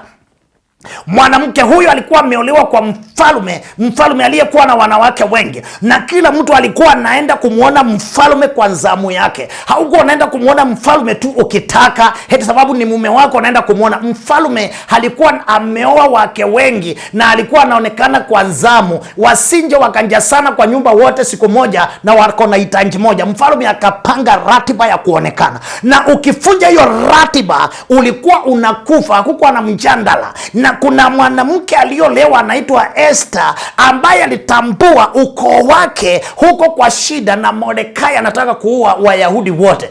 Esther alipopokea habari hiyo kutoka kwa Mordekai, samani, alipopokea habari kutoka kwa Mordekai ya kwamba Haman anataka kuua Israeli yote. Haman alikuwa ni adui wa Waisraeli, anataka kuua Israeli wote. Mtazamaji, Esther akapanga kwenda kumwona mfalme kinyume na sheria, na ilikuwa ukimwona kinyume ya sheria you die, there was no question. Yani hata mfalme ungeona uso wake tena, unauawa na waliopewa sheria, na mfalme atangundwango uliuawa because ulijipresent against the law. Na ilikuwa inawekwa na pete ya mfalme. Siri ya pete ya wafalme siku zile ilikuwa ndio cabinet. Hiyo pete ilikuwa ndio senate. Hiyo pete ilikuwa ndio governors wa nchi. Kwa hivyo mfalme akifaa ile pete alikuwa ameifaa, ilikuwa imeandikwa nguvu za senate na nguvu za government zote zilikuwa pale. Akiinua hiyo pete yake juu ni serikali yote. Kwa hivyo ilikuwa asipoinua pete na fimbo yake unakufa. Na Esther akaamua ataenda kinyume cha sheria. Nataka nikusomee Bible in the name of Jesus. Biblia inasema hivi, Esther mlango wa 4 na mstari wa 16, Bible inasema, nenda ukawakusanye Wayahudi wote waliopo hapa Susa, mkafunge kwa ajili yangu, msile wala kunywa muda wa siku 3, usiku wala mchana, nami na wajakazi wangu tutafunga vile vile. Kisha nitaingia kwa mfalme nitaingia kwa mfalme kinyume cha sheria, nami nikiangamia niangamie. Look at this confidence iko ndani ya mwanamke ambaye anajua ni kinyume cha sheria, lakini ako na ujasiri ndani yake. Kuna mambo hautayafanya bila ujasiri. Ndipo sana kuambia niandikie SMS, kuwa na ujasiri ndani yako. Kuna watu watakuambia kuhusu injili ambayo nakuhubiria eti ni mbaya. Kuna watu watakuambia mhubiri aliye mbele yako ni mbaya, lakini unasikia anaongelea mambo yako. Chukua simu yako, niandikie SMS, niandikie ujumbe, nitumie kwa simu yangu kupitia kwa hizo namba unaziona. Esther alijua ni kifo, lakini hakuogopa kifo. Hii ni hali ya kutumia ujasiri wa ajabu uliokuwa ndani ya mwanamke huyu, na baada ya ujasiri wake alipoutumia akamuona mfalme. Nimekuambia mfalme asipoinua hiyo pete hunjapewa ruhusa, lakini mfalme alipomuona na ujasiri wake wote, hakainua fimbo na pete iko juu, Esther akaruhusiwa. Kwa sababu ya ujasiri, Israeli wote wakapona na wakaokolewa. Mtazamaji, inawezekana watoto wako wakapona na kuokolewa, ndoa yako ikapona na kuokolewa, biashara yako na maisha yako ikapona na kuokolewa, ukaona nguvu za Mungu zikikurudia na kuokolewa. Chukua simu yako kwa ujasiri, niandikie SMS. Usiseme kuna mambo yanafaa kujulikana na kuna ingine haifai. Niandikie yote. Mimi na wewe nitakupikia simu na nitakusaidia. Kama unaogopa jina yako kutanjwa kwa televisheni, wewe niandikie ujumbe na usiandike jina yako, in the name of Jesus Christ. Haijalishi adui ameiba nyota yako miaka ngapi mtazamaji. Haijalishi adui amekuiba na akakuweka wapi. Haijalishi hata ni nini. Nishaombea watu stakabadhi zao silipotea, nikawaombea wakapata kazi bila mambarua. Nishaombea watu walioandikiwa hawataipata watoto, nikawaombea wakapata watoto. Nishaombea watu waliorogwa na wachawi wakaandika kwamba huyo mtu hataifanikiwa tena, nikamuombea akafanikiwa. Nawe nataka uingie kwa hiyo list in the name of Jesus. Haijalishi adui ameiba nyota yako miaka ngapi, leo Mungu atakuhudumia. Mungu atakuhudumia kupitia mtumishi wake. Mungu atakuhudumia na atakusaidia katika jina la Yesu Kristo. Cha muhimu ni ujiunganishe na upako. Uchukue simu yako uniandikie SMS nikusaidie in the name of Jesus Christ. Mtazamaji, nataka nikuonyeshe, utajua namna gani ya kwamba kuna mtu aliyechukua nyota yako. Utajua namna gani ya kwamba biashara unaifanya lakini unaifanya kavu kavu, ya kwamba uko kwa ndoa lakini hiyo ndoa ni kavu, maana nyota imeenda. Utajua namna gani mtazamaji? Kama wewe ni mtumwa wa mtu katika ndoto. Kuna watu wanaota ndotoni wanalazimishwa kufanya mambo. Kuna mtu kwenye ndoto, ukilala unaanza kuota ukilazimishwa kubeba vitu na mtu fulani. Ukilala unaanza kulazimishwa kufangia ama kufanya mambo fulani katika ndoto. Ikiwa wewe ni mtumwa wa mtu kwenye ndoto, ukilala huyo mtu unamuona anakulazimisha. Unaota kila mara mtu anakutumia vibaya kwenye ndoto. Unaota kwenye ndoto mtu anakutumia vibaya, ni ishara kwamba mtu fulani anatumia nyota yako. Ni ishara kwamba kuna mtu mtazamaji anayetumia nyota yako, anatumia heshima zako. Everybody was crowned with a glory. Kila mtu aliyeumbwa na Mungu alifunikwa na utukufu fulani, ashine katika ulimwengu. That is why Isaiah maandiko yanasema arise and shine, for your time has come. Lakini sasa, how can you arise and shine wakati unapolala kwa ndoto kuna mtu anatumia misha kufungua nduka yake? Unaona anakulazimisha kumlimia. Unaona kwa ndoto unalazimishwa kuingia baharini. Unaona kwa ndoto unalazimishwa kukula vyakula fulani. Ikiwa wewe ni mtumwa wa mtu kwenye ndoto, ukilala kuna mtu anakukujia na ukimuona unatoroka, elewa nyota yako inatumiwa. Unahitaji uombewe. Tuma SMS, nitumie message kwa simu yangu, nitumie message katika namba unasiona kwa simu, nikusaidie katika jina la Yesu. Ukiota mtu anakata nywele zako, ukitaka kujua nyota yako imeibiwa ama inatumiwa na mwingine, utaota mtu anakata nywele zako. Ukiamka unakuta kweli zimekatwa, ama unaota kwa ndoto ukaona umenyolewa kabisa. Unaota kwa ndoto unaona mtu anakata nywele zako, elewa nyota yako ndio inaenda. Kumbuka, ukiamka asubuhi nywele nywele zimejaa kwa kichwa, lakini katika ndotoni uliona zinakatwa. Kuna mtu unayemuona ambaye anaonekana na macho ya nyama, na kuna mtu mwingine aonekani na macho ya nyama, ambaye ndio sasa wachawi wanamchukua, wanamweka ndani ya nyungu na wanamfanya kuwa slave, wanamfanya sasa wachukue nyota yake. Na ndio maana unaota unakatwa nywele. Ukiota unakatwa nywele, mtazamaji, ni ishara kwamba utukufu wako umeondolewa ama nyota yako inaibiwa. Utukufu wako umeenda ama nyota yako imeondolewa. Your glory has been stolen. Your respect, your promotion, nyota yako, heshima zako, kasi yako, biashara inaenda, na unaota unanyolewa. Mtu mwingine ukitaka kunjua, ukiota ndoto na kuona umefungwa, kuna vitu zinaitangwa spiritual prisons ama magereza ya rohoni. Unaota uko ndani ya gereza. Kila mara unapoota, unaota ukiwa gerezani, unaota ukiwa prison. Wengine wataota wakiwa prison kama za kawaida, lakini utaota ukiwa ndani ya shimo, na kule ndani kuna utelezi. Ukitaka kupanda juu unateleza. It doesn't matter umri yako, haijalishi umri wako, haijalishi umesoma si msomi. Ukiota uko ndani ya kifungo, umefungwa kwenye ndoto. Wengine unaota kuna watu wamekuja wamekufunga mikono na miguu, na wanakutandika ama wanakubeba ama wanakuacha hapo. Elewa ya kwamba utambue kwamba wewe ni mateka katika ulimwengu wa rohoni, na wachawi wanakutumia kwa njia zao. You are a spiritual captive. Na Injili ya Yesu alipoanza kuhubiri alisema ya kwamba amepewa uwezo kuwafungua wafungwa walio magerezani, magereza ya wachawi. Ni ishara kwamba utukufu wako unatumiwa na mtu fulani. Ni ishara kwamba kuna mtu hataki kuona ukiinuka, na waliofungwa wote ni wakati wa kufunguliwa. Chukua simu yako, uniandikie SMS, ingie kwa hii simu yangu mtazamaji, na uchukue tu usupport kipindi kiendelee kukubariki. Chukua tu support, utume kwa namba unaiona, ili kipindi kikapate kuendelea kikusaidie katika jina la Bwana Yesu Kristo. Mtazamaji, utajua namna gani kwamba nyota yako imeibiwa ama ndio inataka kuibiwa? Ikiwa unajiona katika nyumba za zamani. Ukiota ndoto unajionanga kwa nyumba za zamani.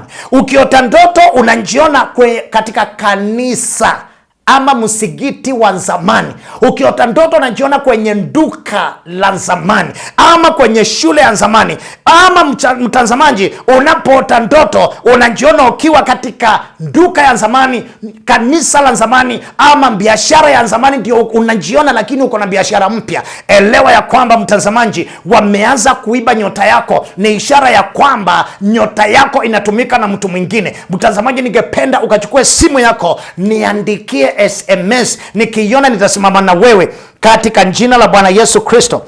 Naona kuna wapendwa ambao tayari ninaona ni kama vimeanza kuingia SMS zao. Nataka nikasome SMS zao katika jina la Bwana Yesu.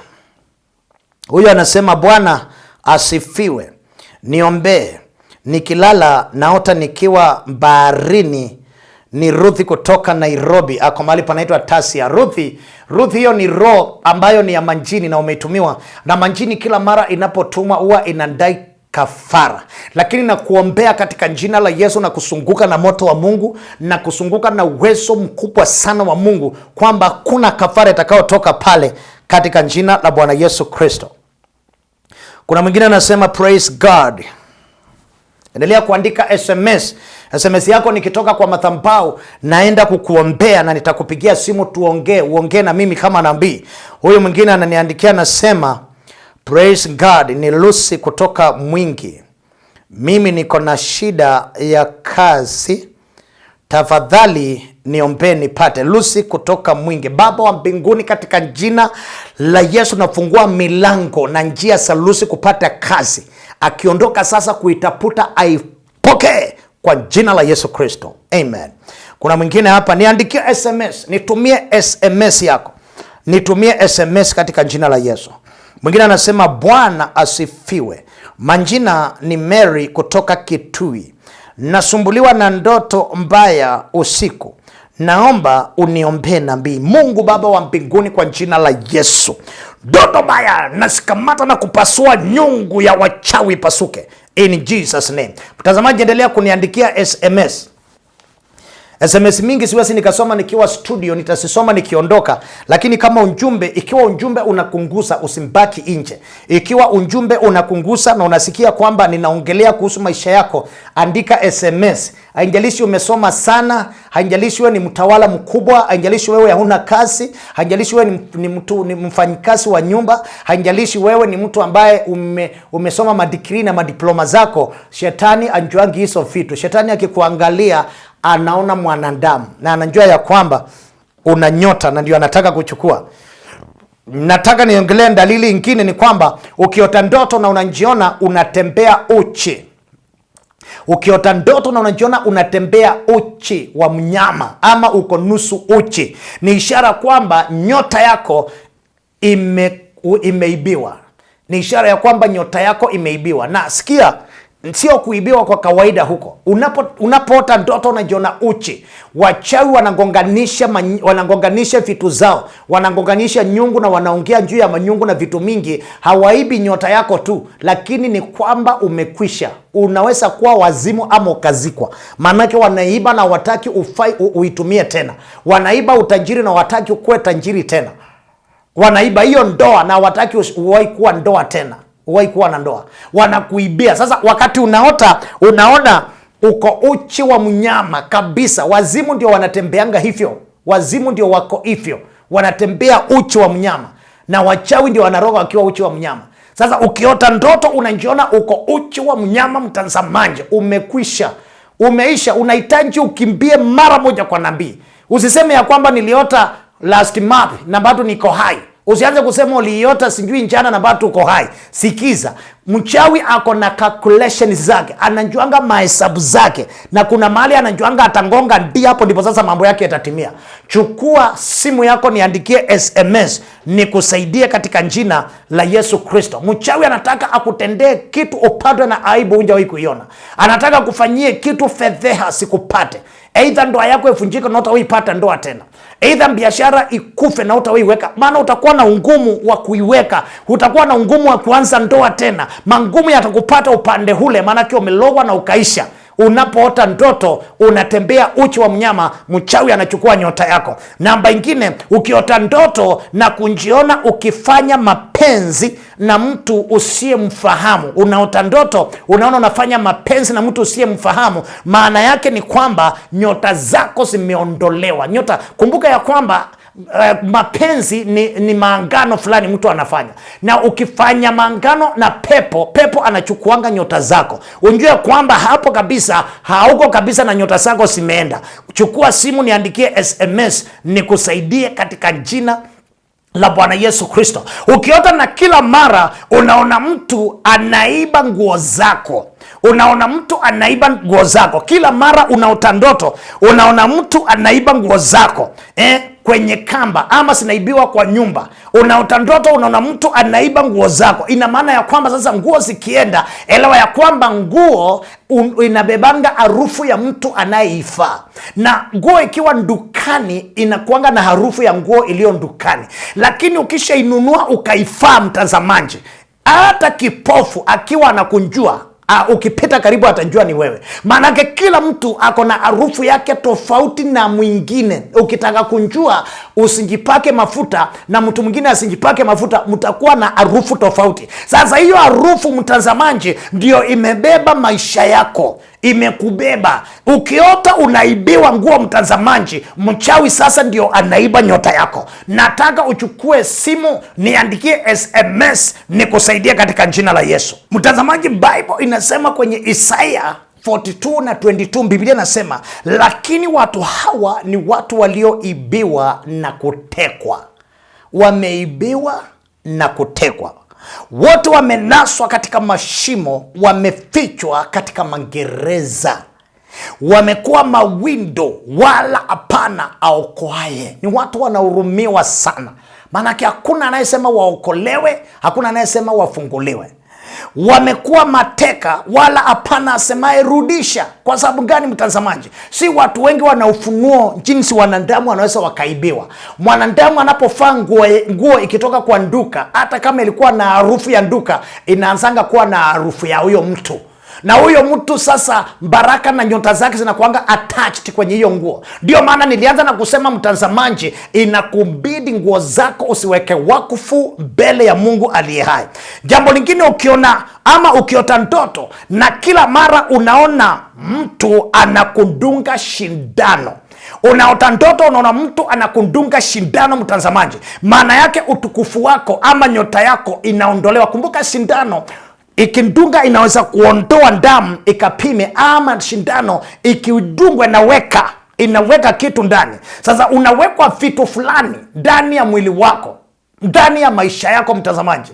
Ukiota unadungwa shindano, kuna vitu unawekwa, na kuanzia pale unaweza kuwa unawekwa magonjwa. Unaweza shikwa na magonjwa ambao uponi, unaweza kashikwa na taabu na shida na matatizo na umaskini ambao unaushangaa, ama nyota yako ikaondolewa. Ukiota unadungwa shindano sio ishara nzuri, mtazamaji. Ndoa yako inaenda, biashara, kazi, uhusiano wako, roho ya kupendwa, roho ya kusaidiwa inaondoka. Ndio maana watu wengi hawana wasaidizi. Niandikie SMS nikuombee, Bwana akurejeshe wasaidizi wako katika jina la Yesu. Kama unaota na unaona kila wakati kuwa unamfanyia mtu mwingine kazi, unaota kila wakati unamfanyia mtu mwingine kazi, nyota zako zinatumiwa na wengine. Nyota zako zinatumika na wengine. Unapoota unafanyia, hawe ni mjomba, hawe ni brother, hawe ni cousin, hawe ni mkeo, hawe ni mumeo, hawe ni bosi wa kitambo, unaona tu kila mara unaotanga ukifanya kazi hapo. Elewa, nyota yako ilimbaki pale. Unahitajika uombewe, unahitajika ufanyiwe maombi ya ukombozi katika jina la Yesu. Ukiota na unaona kila wakati kuwa kuna watu wamevaa nguo zako, yani unaota kila wakati kuna watu wamevaa nguo zako. Unajua kuna kuota wakati ambapo unaona watu wanaiba nguo, na kuna wakati mwingine unaota mtu amevaa nguo zako. Unaamka asubuhi, wewe unjui kilichotokea, unaamka unamwambia rafiki yako, mbona nimekuona umevaa nguo zangu? Ama unaamka unasema, mama mkwe nilimuona amevaa nguo zangu. Ama wewe umevaa nguo ambazo hasija kutosha. Nataka nikusaidie mtazamaji, hizi ni ishara ambazo unaonyeshwa kwamba nyota yako inatumika na mtu mwingine, ama unafanyiwa spiritual reprogramming of your star. It may not shine anymore. Sasa nataka nikuonyeshe Mwanzo mlango wa 27 na mstari wa 15. Bible inasema, kisha Rebeka akachukua mavazi mazuri ya Esau. Kisha Rebeka akachukua mavazi mazuri ya Esau, mwanawe mkubwa ama mwanawe wa kwanza, aliyokuwa nayo nyumbani, akamfika Yakobo mwanawe mdogo.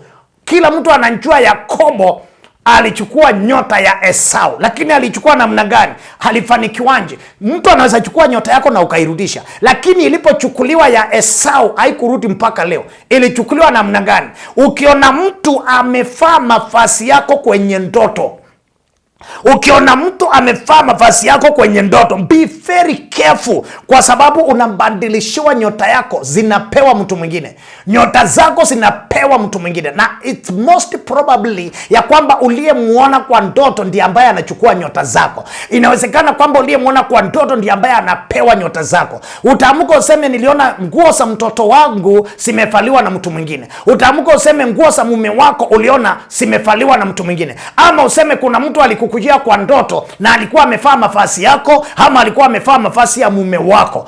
Unakiona mtu anamna hiyo, mtazamaji, elewa kuna mabadiliko ya rohoni yanayotokea katika ulimwengu wa roho, na utapoteza na utapata tena. Ndio maana Mwanzo 27 na mstari wa 15 maandiko yanasema, kisha Rebeka akachukua mavazi mazuri ya Esau mwanawe mkubwa aliyokuwa nayo nyumbani, akamfika Yakobo mwanawe mdogo, akamfalisha Yakobo. Ukiota mtu anafaa nguo zako, ukiota mtu amefaa nguo za mwenzako ama za watu watoto wako sio ndoto nzuri. Kuna mabadiliko ya rohoni inaendelea, unahitaji uombewe na usaidiwi na usungukwe kwa damu na nguvu za Mungu. Nataka niandikie SMS, uniambie Apostle, unaniongelea, uniambie Apostle, unaongea mambo yote ambayo nimepitia, niambie nabii nisaidie, nitamkie neno, nitatamka katika jina la Yesu. Chukua simu niandikie SMS nikusaidie.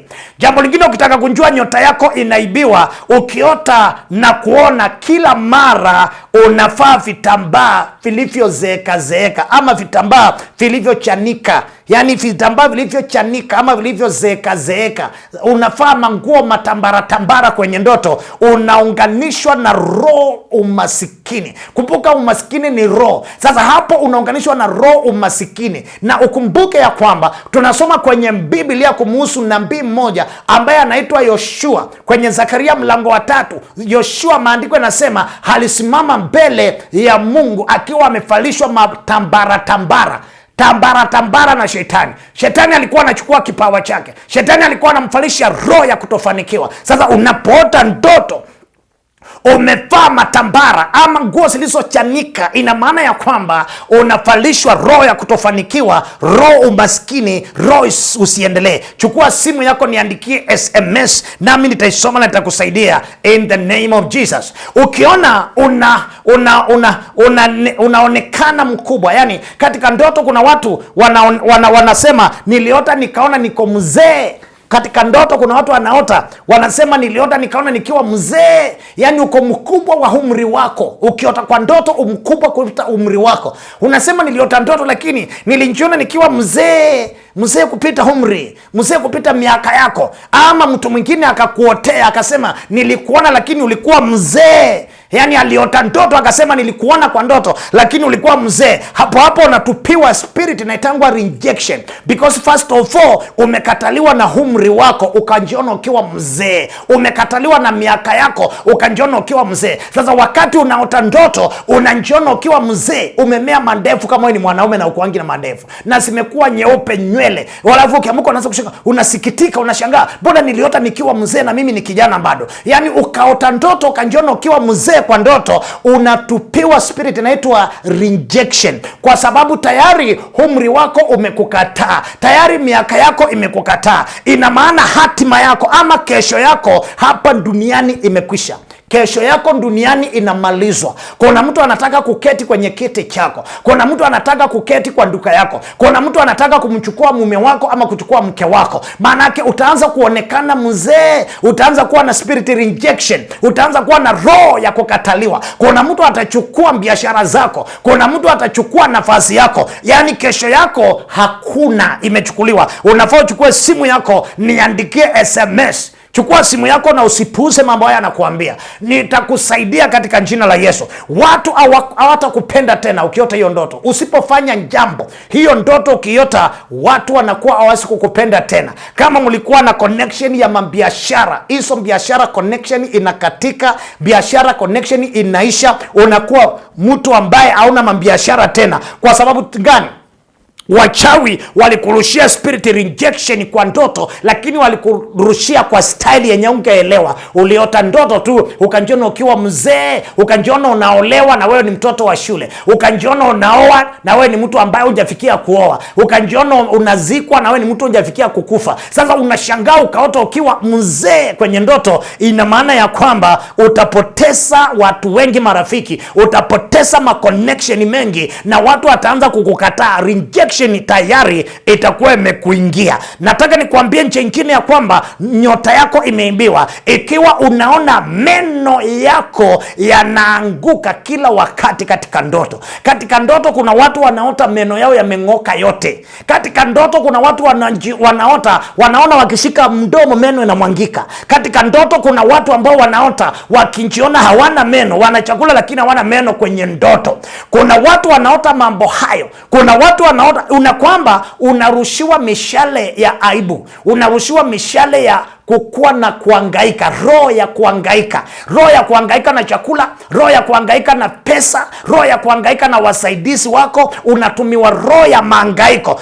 kabisa. Kama ni biashara unaanza kuhangaika nayo, kama vile mtu akiwa hana meno anaweza kuhangaika akitaka kula nyama na kufunja mifupa. Bila meno huwezi ukafunja. Sasa unatupiwa roho ya kuhangaika. Unaota ndoto unaona meno yako yanang'oka, unaota ndoto unaona meno yako unayatema, unaota ndoto unakuta hauna meno, unaota ndoto unakuta kabisa ulishangaa haukuwa na meno. Ni roho ya kuhangaika unatupiwa. Unahitaji nabii ya kufungue, unahitaji nabii atamke majina yako mbele ya Mungu, unahitaji nabii aliye mbele za Bwana. Kumbuka, unapomlilia Mungu, Mungu anakutumia nabii. Mungu alifanya miujiza isiyo ya kawaida kupitia mikono ya Paulo. Ndivyo maandiko yanavyotuambia kwenye kitabu ya Matendo ya Mitume mlango wa 19. Mungu alifanya miujiza iliyopita kiwango, lakini sio mwenyewe alishuka bila kutumana. Si Mungu alishuka kwa watu wale, ila maandiko yanasema Mungu hakushuka, ila alitumia mikono ya nabii Paulo. Mtume Paulo akafanya miujiza iliyopita kiwango. Bible inasema watu wakaleta leso, sikingusa mwili wa Paulo mapepo yanaenda. Watu wanaleta vitambaa, sikingusa mwili wa Paulo wanapona.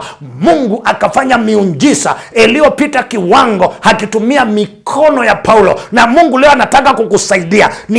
Niandikie SMS. Wacha kudanganywa na roho ikikwambia hata wewe hata wewe unajua kunjiombea. Wacha kusema hivyo. Kuna wakati unafika mtu anahitaji jeshi. Maandui hawapigwi na mtu mmoja, na mtu mmoja sio jeshi. Jeshi lina watu wengi, jeshi linakuwa na askari. Sasa kuna wakati uko na imani, lakini hali ulioifikia unahitaji mtu mwingine muungane na yeye, anayeelewa hali yako. Unapoota, wakati unaota meno yako yanang'oka, unaota mdomo wako hauna meno, unaota meno yako ukiingiza mkono yanang'oka, ni roho ya mahangaiko unatupiwa. Uhangaike kwa ndoto, uhangaike kwa ndoa, uhangaike kwa biashara, uhangaike kwa maconnection, uhangaike kwa familia, uhangaike kwa jamii, uhangaike na watu, yani uhangaike tu. Unatumiwa roho ya kuhangaika kama mtu asiye na meno vile anahangaika akikula vyakula. Mtazamaji, niandikie SMS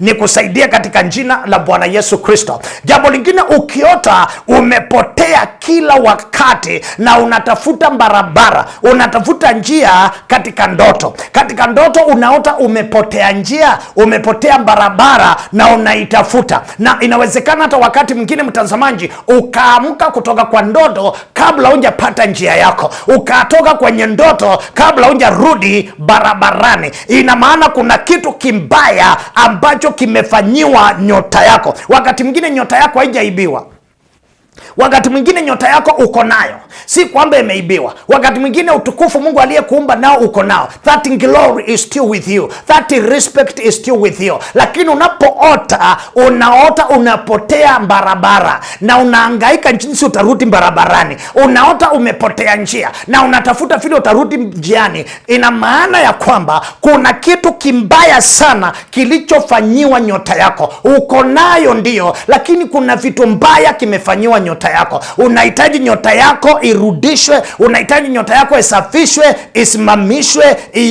ionyeshwe barabara. Na ndio maana nakwambia, ungana na nabii mtumishi wa Bwana nikusaidie, nikuombee, nikutambirie njia zako zirudi tena katika jina la Bwana Yesu Kristo. Ninataka nikamshukuru Mungu kwa ajili ya nyota yako ambayo inaenda kurudi. Nataka nikamwambie Mungu ni asante maana nyota yako inarudi. Nataka nikamwambie God ni asante kwa kuniunganisha na wewe. Nataka nikakuombea urejesho wa nyota yako na pande zako zote zikarudiwe na neema na kimbali cha Bwana. Hata kama nyota yako imetumwa wapi, hata kama imezikwa ama iko baharini ama imerushwa kwenye msituni, porini, ama imekanyangwa wapi, inaenda kukurudia in the mighty name of Jesus. Na amuru nguvu zote za giza zilizoshughulika kuiba nyota yako zikaitapike na kuirejesha. Maana Biblia imeandika na ikasema ya kwamba amemesa mali lakini ataitapika. Nataka mali yako ikatapikwe tena. Nataka promotion yako ikatapikwe tena. Nataka ndoa yako itapikwe tena. Nataka maisha yako itapikwe tena katika jina la Yesu Kristo. Kuna mambo Mungu anataka kuyafanya upya maishani mwako. Kumbaliana na Mungu, kumbaliana na Mungu, kumbaliana na kipawa cha unabii, na Bwana atakusaidia in the name of Jesus. mtazamaji, usiwache nitoke studio kabla unjaniandikia SMS. Manake Mungu anataka atukuzwe ndani ya maisha yako. Chukua simu yako, niandikie SMS. Tuma kwenye namba unasiona hapo kwa television. Unitumie na mimi nikiipata nitakuombea. In the name of Jesus. Kuna watu wengi wametuma na siwezi kumaliza kusoma hizo SMS nikiwa studio. Kuna watu wengi sana ambao wametuma, lakini ninataka mtazamaji nisome 2-3, lakini endelea kutuma, manake nikitoka mahali hapa lazima nitasome SMS yako, nitakusaidia. Huyo anasema hi Apostle, niombe biashara yangu inawiri. Ni Fatuma kutoka Mombasa. Sawa Fatuma, nitakuombea sana na nguvu za Mungu sinakushukia, na utaona vile Mungu ataendelesha biashara yako. Mwingine anaandika anasema Apostle niombe, nasumbuliwa na ugonjwa wa sukari. Ni Amos kutoka Kericho. Baba Mungu wa mbinguni, kwa jina la Yesu, Amos mahali alipo, na tuma nguvu za kupona. Kala bazokorobozika. Sukari iondoke na apone kwa jina la Yesu. Amen. Kuna mwingine hapa anasema hello Apostle, niombe usiku nikilala na otanga watu wakinikujia tunaenda kutembea nao. Nasema nimuombe, anaona watu. Nasema Apostle niombe usiku nikilala na otanga watu wakinikujia tunaenda kutembea nao, na nikiamka asubuhi najipata nimechoka sana. Ni Veronica kutoka Mtwapa.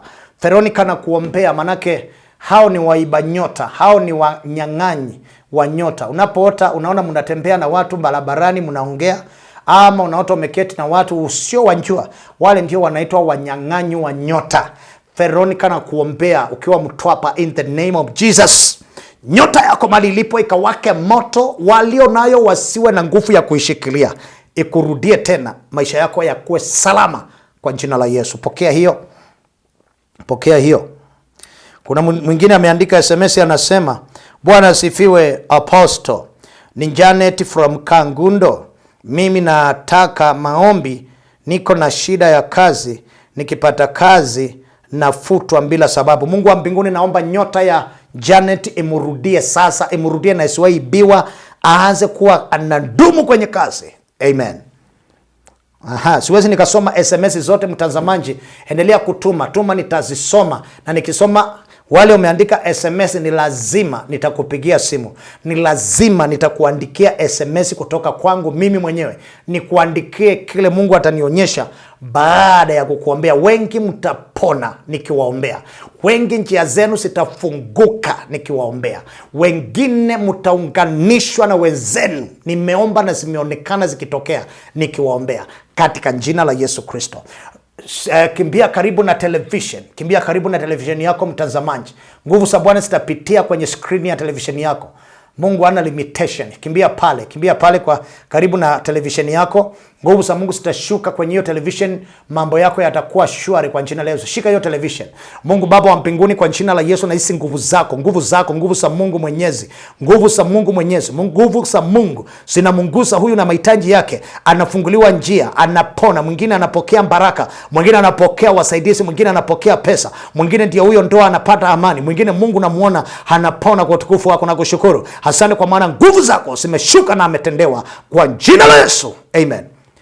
No man can do these miracles except God be with him. Shalom.